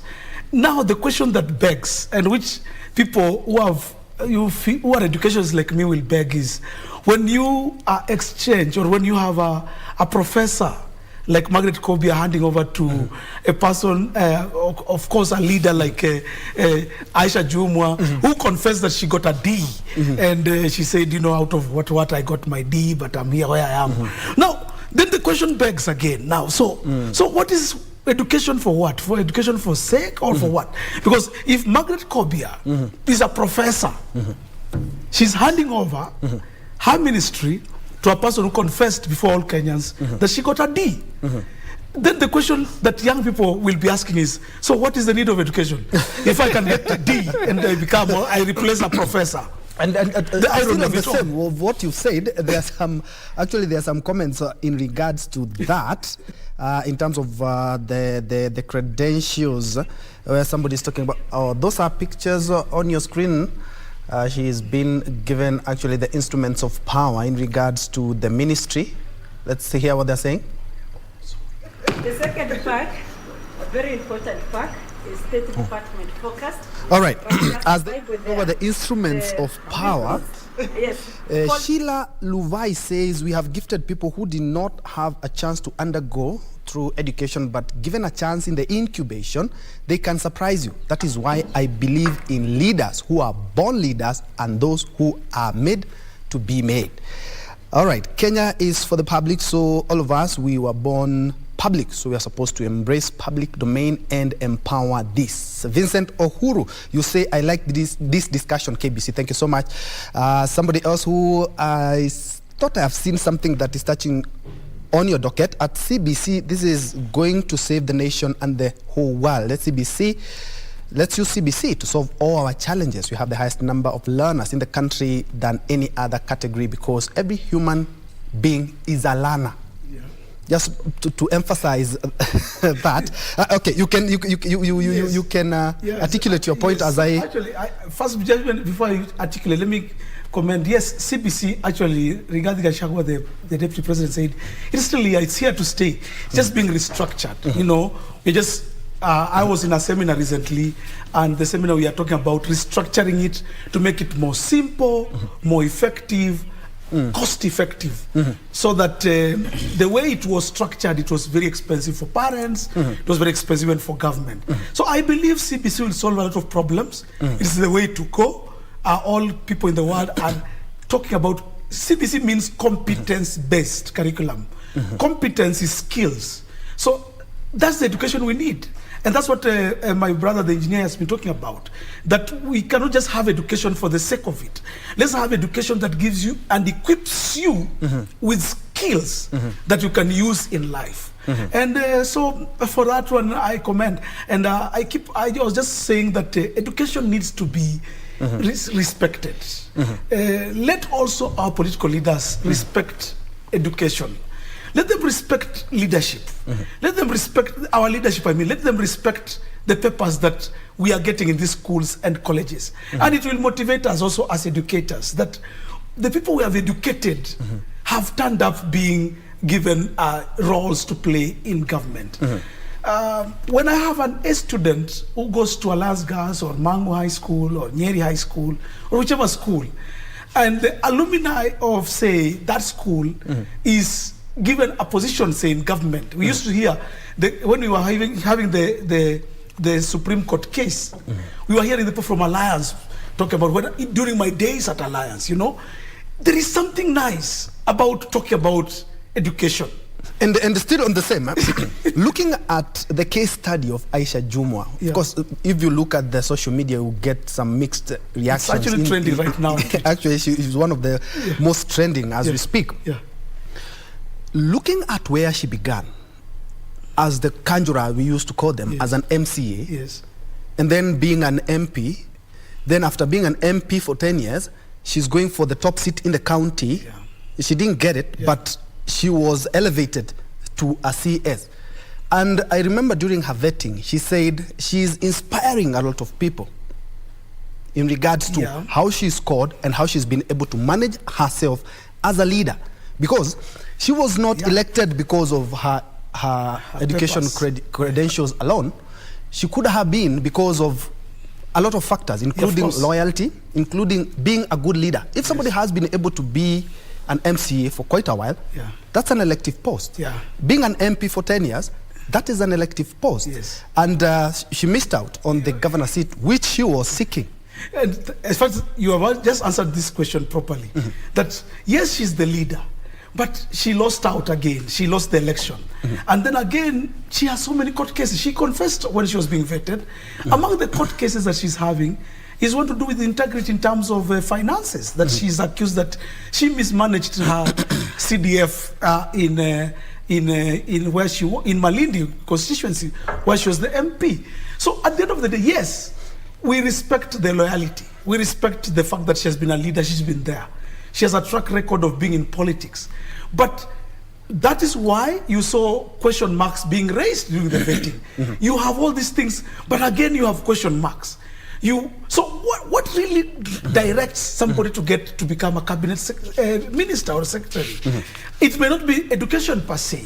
It's not even the leadership we are talking about per se. Maybe there are other things that come in with it. There are some things come like loyalty, like connectivity, the person you know who is in power, and all that kind of thing. And that's why Kenyans on Twitter are asking, how does a PhD holder, how does a D plus or a D person receive ministry she has received from a PhD today, holder? and it has incidentally, history. The professors and the doctors did not get that position. They did not. Again, Wadiba, you agree with me that politics and positions like this, there's a number of factors that are looked into. Because if it's about education, then we could have had engineers or doctors or pilots in the ministries, those so much learned guys. You know, there's a word that has come out of this appointment process: suitability. Suitability. We used to discuss qualifications. Now we are discussing suitability. Penina was the most qualified in terms of papers, experience, but the vetting committee said she was not suitable. So the element of suitability is now being considered for appointment position. What then does that say about our pursuit for education or academic excellence? Does it place it as a second consideration, third consideration, or does it still play a prominent role when it comes to consider somebody for office? I think President Moi was not very highly educated, and his administration did not put a lot of value into ministers of academic excellence. But when it came to Kibaki, he was an academic genius, and he surrounded himself with academic excellent people. For Uhuru Kenyatta, he surrounded himself with technocrats, meaning academic excellence was important for his administration. Whereas for Ruto, he has said he wants a hybrid. of both people who are good in academics, but also who are suitable because they come with the political capital he requires to be able to drive the policies he does. But then also, for Professor Kobia to hand over to Aisha Juma, it means also 2032, Dr. William Ruto can also hand over to a D person for presidency. It means the D people out there, you can also aspire to be president of this country. If a professor is handing over to D person in the ministry, then also the presidency can also belong to you people. You have no reason not to dream and aspire to be president, as long as Aisha Juma can deliver. Then it means also a D person can be president and deliver this country. And that is the question that I want to really capitalize on. If that is true, that a D person can be inspired, what is so inspirational about getting an E or a D? I'm a teacher. Anytime I go to class, I think that's where you're coming from. Yes, I'm because a of teacher the high for almost grades 22 only. years. But you've had students who have, well, questionable credentials. Yes. But they are quite good in terms of leadership qualities. Yes. And in terms of articulating issues. And that is why CBC, and I've just said a few minutes ago, is a very great curriculum. Yes. Because CBC now comes in this way and says it's not just about the academic papers now anymore. It's about also the talents. I taught at Kakamega High School for 15 years. And some of the people I've seen, some of the best students, they make more money. A student like Bonventure Marutia player, Mariga, these players, they were playing in my school team. I was their teacher. And when I'm teaching these guys, many times they did not perform very well. I'm not really saying, looking down upon them. They may not really have gotten the A's that I was after, as a teacher. Yes. But they stepped in a plane before me, Mwalimu, stepped in a plane. They went to play in major leagues across the world before, in Britain and whatever, and they've made their millions before people like me made even thousands. So the question is not really the paper, the academic qualification. Education should also be able to produce an all-rounded person. Don't be judged because you can read a book or you passed an exam that was a 1-hour exam that was done on a Tuesday, and because you are in good moods, so you passed, you got an A. But what the other person did, Tuesday is the bad day for her or him, so he got a D. So that's why now CBC came in to equalize that kind of situation. But in the case of Aisha Juma and Professor Kobia, CBC has not yet applied there. It was not yet in place. And that's why the question marks are coming up. Yes, yes. And you can see she is quite trending. But you're hoping she's going to deliver because somebody says, Laban Kirui, they are capable to deliver what's right to the Kenyan economy. Congratulations to all the nominees. We wish them well. There's a hilarious one here by Geoffrey Chandea who says, Katambe Sasa. More or less like telling them, your work is quite cut out. Yes. Okay. There's somebody talking about wishing them a good start. Emily Nafula, Nalubega Fatuma as well. You're wishing them a good one. It's just but a start. Let's wait as we pray for them that will not fail in serving this nation. Engineer, there's something that I've noticed when it comes to since President William Ruto took over power, is that Kenyans are more than expectant, and sometimes they are not able to manage their expectations, and they want each and everything that was promised delivered. That is why they are very keen to say, you need to deliver. And the president echoed that yesterday and said, you're going to have issues with me if you do not deliver. Kenya had sunk so low that the only option we were left with is to rise up. And therefore, Kenyans are willing to give Ruto whatever room he requires. If you want to appoint a D person, but as long as that person can help you deliver, do it.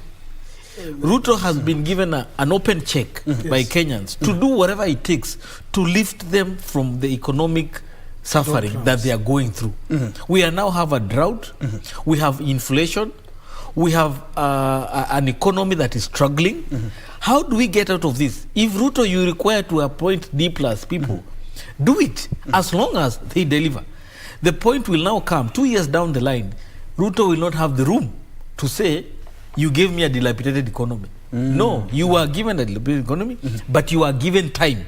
So in 2 years, he needs to deliver results. And therefore, he may not even have considered young people for certain position because he doesn't have that time to start mentoring and nurturing people. He wants people who can go down on the road and deliver. Aisha Jumwa is a mobilizer on the ground.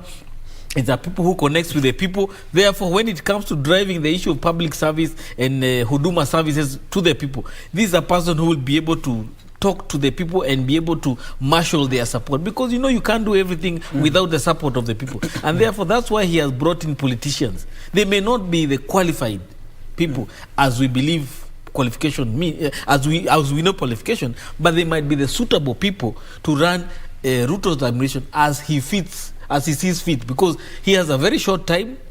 Politics in Kenya is just 3 years. This 1 year will probably go down in terms of preparation. He has only 3 years to deliver. The last year he'll be campaigning, and we don't know who is going to be running against. So he has only 3 years to deliver and be able to use that performance to marshal himself for the next administration. And therefore, let us allow him to do his work. Let us allow him to appoint whoever he's going to appoint. But these people must not fail. Failure is not an option. And I'm going to pick it where you've talked about failure is not an option, echoing the sentiments of President William Ruto yesterday. And still what we started on, we talked about, even analysts like Mutahi Ngunyis talked about the president has never lost in terms of any political or any position that he has been craving for. And the pressure to win again came in, and he took over the reins of power as the head of state. Now he has a team. He cannot be able to do all the work that the 24 CS's cabinet to the secretary to the cabinet and the AG can do, but he will have to vest his trust in these people. Perhaps that is why he is so emphatic that you have to deliver, no choice. And just to add even and agree with you, you see, even Aisha Jumwa is among the few cabinet secretaries who was given an advisor in the cabinet. There were two ladies who were nominated, Monica Juma and Harriet Chigai. Harriet Chigai is an accomplished lawyer. That's an academician, a scholar. She's the one now kind of deputizing Aisha Jumwa. So President Ruto is very wise, and he knew what he's doing, because he gave a backup. If the D is the issue, I'm also giving you a backup of Harriet Chigai, who has been to school and has all the papers. But the issue that you're bringing in, which is very crucial and very important, is therefore, President Ruto has never lost election, yes. But I want to go on record and say, but he has lost when it comes to promises. In fact, one of the biggest issues that Azimio wrote on, and why he lost votes in Azimio strongholds, was they'll say, you promised us 7 stadiums, and I don't know they'll name them. But you didn't deliver. You promised us laptops. You said every child will have a laptop by the end of the Jubilee regime. There was no laptop. Ruto has won elections, but Ruto has failed many times in the promises that he makes. This chance that Kenyans have given him is an acid test for him. I wish I was his advisor. Because now he cannot say that he's not in government. Yes, because that time when he was asked those questions, he said, I was removed out of government, I was thrown out, I was not part of this government, I've not been getting anything. So he gave an excuse. Now, Bwana Ruto, nobody is going to allow you to give an excuse in this country. And that's why I'm so scared for him. I'm so worried that and as engineer puts it, there is no room for failure for William Ruto and his government. No room. Because 2 years from now, even 2 years is too long.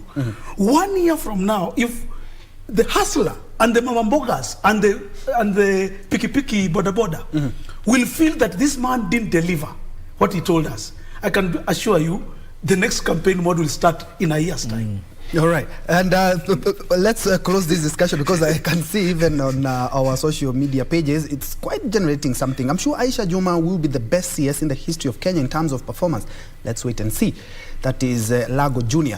Sheila Luvai, let's create a platform where those aspiring to be leaders can undergo some leadership knowledge. Gentlemen, there's knowledge and wisdom. Somebody said, just a question, is a D student if a D student can take good care of the environment, what A student don't know the practical of environment, then who is a leader between the two people? Of course, there are so many messages in regards to that. We want to have a final say as we look at the Kenya foreign policy, which we have to really work on. No problem. I think Majority of Kenyans are not in the A league. Most Kenyans are probably average people or less. That opportunity they are being given by Aisha Juma and the others coming into public service is room for them to believe in themselves, because we've been come to believe that if you don't have academic excellence, then you cannot aspire for certain positions in public or private sector. What this opportunity that is being given to an average Kenyan to be a cabinet minister is a message to the majority of Kenyans that you, whatever low you are in terms of academics, does not define you. You can still be given an opportunity. It is you who will define yourself by how you perform in that space that you're given. And I also I want to agree that if the private sector can also embrace this, that you can give people opportunities not based on their academic but their competence, which now gives credence to the element of CBC. Can we be able to identify among our children the competences they have, so that we give them opportunity based on their competences and not academic papers or academic excellence? So that now we can be able to breed young leaders, young innovators, young engineers, based on their competence, and be able to give them enough time to grow by giving them the platform to do that at a very young age. A lot of us come into politics or governance issues when we are very old, because we realize we're given the opportunity when we are in our 30s or 35. Yet if we are given that chance when we were 18, today we could be the William Rutos of this world, because we have enough experience in terms of policy issues, governance issues. But because we come late into this conversation, then we are left out. So we want young people to be given chances at a very young age. And the only way they can do that is by identifying or having a way to identify their competence and their talents and their interests and be able to nurture them. All right, and let's look at the foreign policy, but it will be criminal not to mention some of what, because they're still coming. Once we had Kalembendile, who did wonders, let's give them time. I hope is in Aisha Jumwa na tuseme wote. In short, she's being given that benefit of doubt. Looking at the Kenyan foreign policy, I can comfortably say that the previous regime did a good job in that. And why I'm talking about that, we are at the helm, President, the retired President Uhuru Kenyatta, looking at him as IGAD, what he's done in AU, what he's done in peace efforts in Ethiopia, the Tigray region. And I think the President William Ruto saw something that President Uhuru Kenyatta had done that clicked. And looking at also the non-permanent seat at the United Nations Security Council, that is quite something. We beat a lot of big nations just for that position. And we underscored our position as an international powerhouse when it comes to matters diplomacy. And President William Ruto has already given retired President Uhuru Kenyatta a position in terms of fortifying the region matters peace. Together, right now they are together with Olusegun Obasanjo, the former president of Nigeria. How should we now we have a ministry now. We are not beating about the bush. And Dr. Monica Juma did a good job. Rachel Omamo did a good job. How should the incoming CS, who has a lot of experience, that is Dr. Alfred Mutua, he was government spokesperson from 2004, I think, to 2012. And he had a lot of shadow diplomacy, if you remember. Perhaps that is something that clicked when he was given that docket? Yes, actually, this cabinet minister, Alfred Mutua, I've listened to him even during the vetting.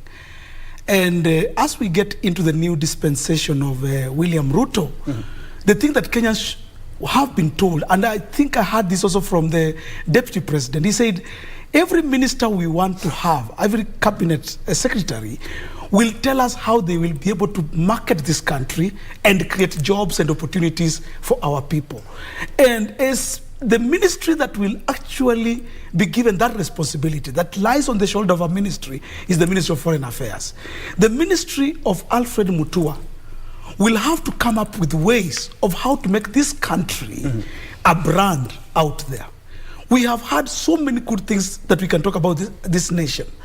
And that's why Alfred Mutua comes in as a person that I tend to think is a good choice. For as you've said, as spokesman, a former journalist, a movie star. He produced movies. You know, there used to be a show, I think on this television, produced by Alfred Mutua when he was young. Cobra Squad, I think it used to be when he was still a young man. So we are talking about somebody who knows PR, somebody who has known, who is informed, who has information, and a person who can play around with the optics.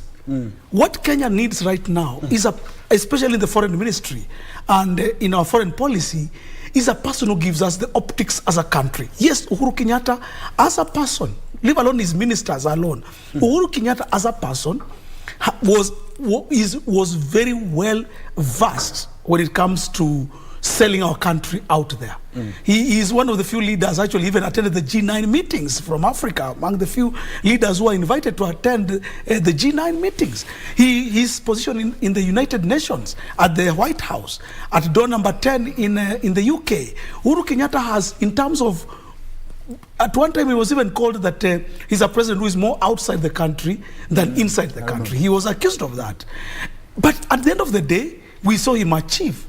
But what he didn't achieve, and what now we expect this country to achieve through that good relationship, is bring us the opportunities. It's not you taking pictures at door number 10 and at White House, and then you have them on social media and tell us that we now are in the UN, we are good people. What other opportunities are you bringing to this country by you being at the White House? How many of our young people are going for scholarships in the Harvard, at Stanford? You know, how many people, once you are to come back and tell us, this is what I did when I was at the White House. Now we can have, one thing he achieved for us was we could get now direct flights from JKIA to USA, to New York. But it was short-lived. Again, after some time, I think that activity ended. It was more of PR, more of color, more of pomp, but not, the substance was not seen. We want, as a country, that even as much as you do the foreign PR games and selling us as a brand, you're also bringing opportunities to Kenyans. You are sending us out there. For example, and I want just to, I'll end with this one, and I believe even engineer will help me on this one. When we have our people going to Saudi Arabia to do those jobs they are doing there, and so many of them are coming back in coffins. Many of them, we are seeing them on social media complaining. What has Uhuru Kenyatta government, what did it do about Saudi Arabia? The best we had was about some gold, some prince who was looking for his gold lost in Kenya. We want a minister, a foreign policy that will sell us out Kenyans when we take out our human resource. By the way, the biggest resource Kenya has, it's no longer agriculture, just agriculture. It is actually the human resource. That's why the Ministry of Aisha Jumwa is a very important ministry. We as Kenyans, our young people, are very well trained, and they've done very well in many fields out there. You see them getting awards. You saw teachers, Peter Tabichi, winning global awards. You've seen engineers win awards globally. We have seen journalists like you. Many of you are winning a lot of awards out there. We see our musicians winning awards. Now the problem is, what we lack in our foreign policy is the person who goes out there and sells us as a proud people, a proud country, a country that produces people will not bend down for their backs to be stepped on by some government or some people in Saudi Arabia. We will not be slaves to anyone as a country. That is where the foreign policy needs to come in. We are proud, we are good, we can do our job well. And this is a good thing that Mwalimu has brought about in terms of the incoming CS has his work cut out, because the issue of Saudi Arabia has been there for what? A number of years. We don't hear people, Kenyans being mistreated in Greece. We don't hear Kenyans being mistreated in other countries. But more or less, we have an issue with the Gulf nation. And one of the things that the CES will have to look at is the labor laws in terms of those people who go out there for greener pastures. As Mwalimu has put it correctly, is that we have a wealth of human resource here in the country. That is something that we can brag about. You know, I just want to add on what he has said about Alfred Mutua, that he's very good with PR in terms of marketing our country and positioning our country globally. He will do that very well. But also you need to realize that all that work was done by Uhuru Kenyatta. Uhuru Kenyatta did 200 trips outbound, meaning he went to over 200 destinations globally to sell the country. and was able to invite over 100 dignitaries who made visits to this country, senior one at a president level, prime minister, ministers. So what we need now, how do we translate that investment that was done in terms of foreign diplomatic relations into economic, tangible opportunities for Kenyans here and abroad? If we can be able to translate that, then we'll be in a good place. For Saudi Arabia or the Gulf Council countries, the GCCs, it's not about laws. Those countries have their own laws. We can't change them. They have their way of doing business. What we need to change is how we do our business here. When a young man or woman leaves this country, goes to Saudi Arabia, who receives that person? Is it the Kenyan government? Is there a labor attaché? Is there a safe house for those young people so that they know in case of any problem, this is a place I can find refuge? In case of sickness, there is an officer from the government of Kenya who can help me with medical issues. In case of death, the Kenyan communities in Saudi Arabia, they know how they can be assisted by the government to get the body of one of their own back to the country. So the issue is we need to reorganize our processes here, how we send labor. We receive over $4 billion from remittances from people abroad. How much of that do we invest back in helping these people that when they go there, they know we have their back. We can support them at any point. Can we say for every dollar that comes from abroad, we set aside 5% into a fund that can be able to support whatever emergencies the people abroad can be able to require? That we can have an infrastructure of people, of safe houses, of flights to help people come back in any point they need, and make sure that process is foolproof from any abuse by anybody. Because we see the problem with Kenya is when you put such resources aside, people take advantage and start misusing them.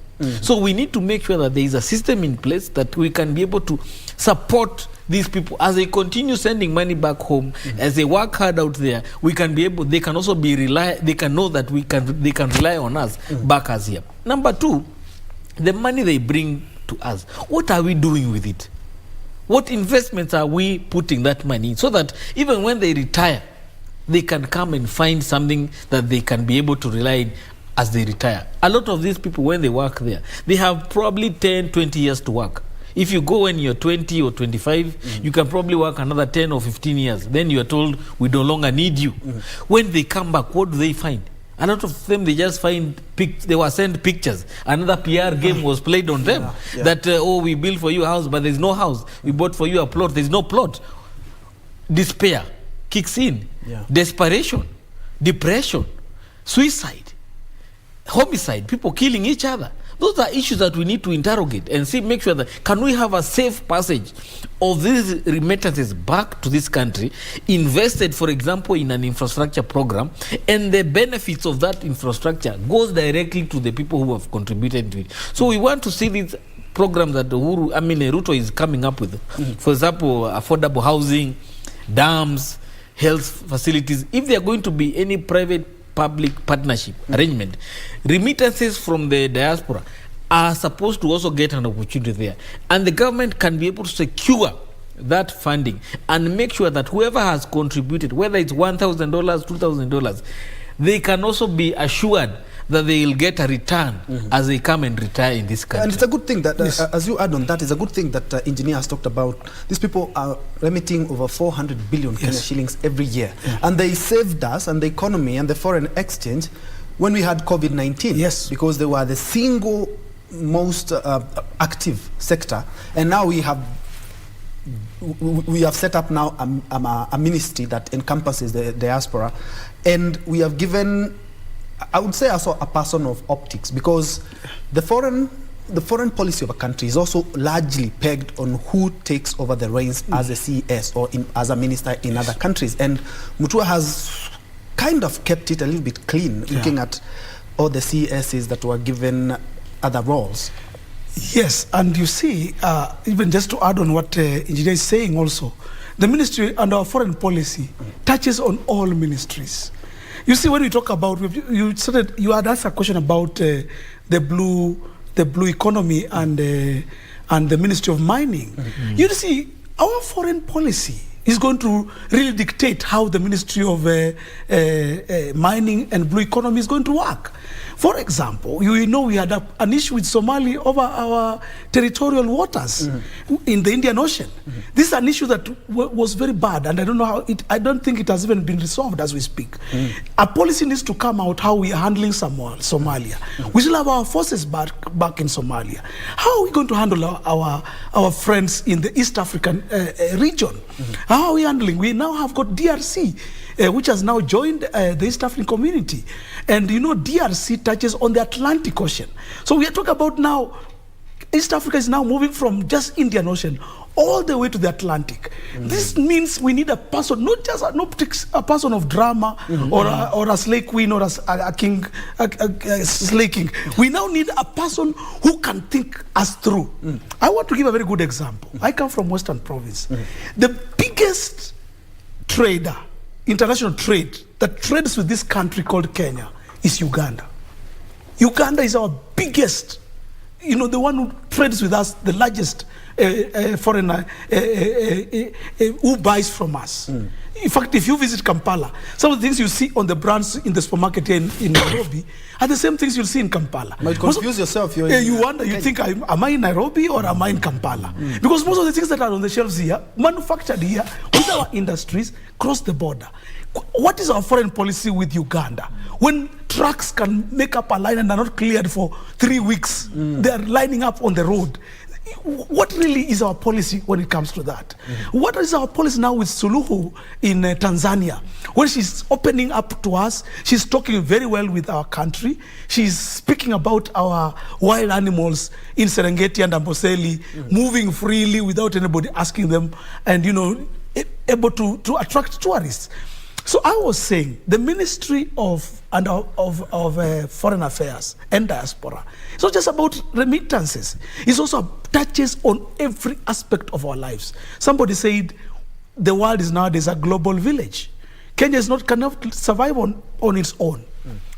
Is Mutua going to be the person who is going to break the jinx of just playing PR and making us look like just, you know, we are in some Hollywood movie, and now reap benefits for us? Bring us things, goodies as Kenyans. Give our young people opportunity to go to Botswana to teach, because Botswana needs a teacher. Seychelles needs teachers. We are nurses, and we are producing enough here. Are we going to have a foreign affairs minister who will go there? And I want to give you a very good example. When Kenya got independence, one person who was given a task to help this country come up very well was Tom Mboya. He was still a very young man. By the way, Tom Mboya did not go to university. He didn't get the degree that we are talking about. But Tom Mboya initiated something called airlifting of students. Yes. And that's how we get Obama. This Obama we are proud of and we talk about is a result of that foreign move by a man called Tom Mboya, who came up with airlifting young people to the US, and they study, and they come back and join, and they come back with their education. Are we now having people like Tom Mboya who can think like that, who can invest in these young people who are the big human resource that we have in this country, take them out there, and we see fruits after some years from now, we see them come up and being even presidents of the US? That is the question. Indeed, and I think we have covered it extensively in terms of... but the blue economy, we didn't expound on it well. Yes, we should look at the blue economy so that we may look at the infrastructure, transport and infrastructure. Because if you ask me, what was my take home in terms of the vetting of Kipchumba Murkomen, the CS for transport, one thing that really came out very well, if at all he's going to do that, is that he talked about the SGR has been crowded in mystery for so many years, and he's going to lay it bare to Kenyans so that we may know how much was spent, how much was inflated, how much was eaten, and how much went to that, and how much we are supposed to repay. What do you think? Well, sometimes... Actually, is in your docket. Yes. I always say it here that the cost of infrastructure during Uhuru Kenyatta's regime was very, very high. We have spent 5 times for the same infrastructure we got during Kibaki's time.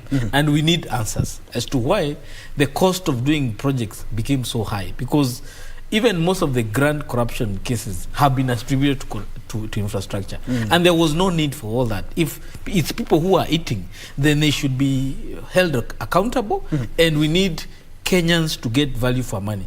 If the SGR was supposed to be 200 billion and we end up sending 500 billion, then people need to be told the truth. And I hope he will have the courage to do that, because state capture was real in this previous administration. And state capture did not just come with milk business or electricity or water. Even in the infrastructure business, there was a sense of state capture where a few enterprises, especially foreign, were capitalizing on big government projects at a very high cost, at the exclusion of local contractors, but very little in terms of value for money to the Kenyan economy. We have grand projects that have happened, 100 billion being spent, but in terms of the value to the local economy, in terms of money spent locally, is zero. We are being told you spend 200 billion, but if you look at what has translated into the local economy, local businesses, it's probably like 10% or 20% of that. Where did the rest of the money go? We had a lot of capital flight of money being told it's from Kenya, but it's being spent out there. So we need to get answers on that issue.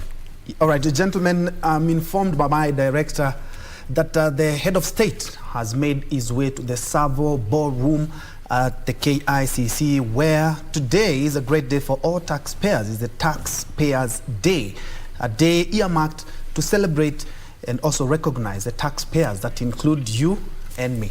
Let's cross over there.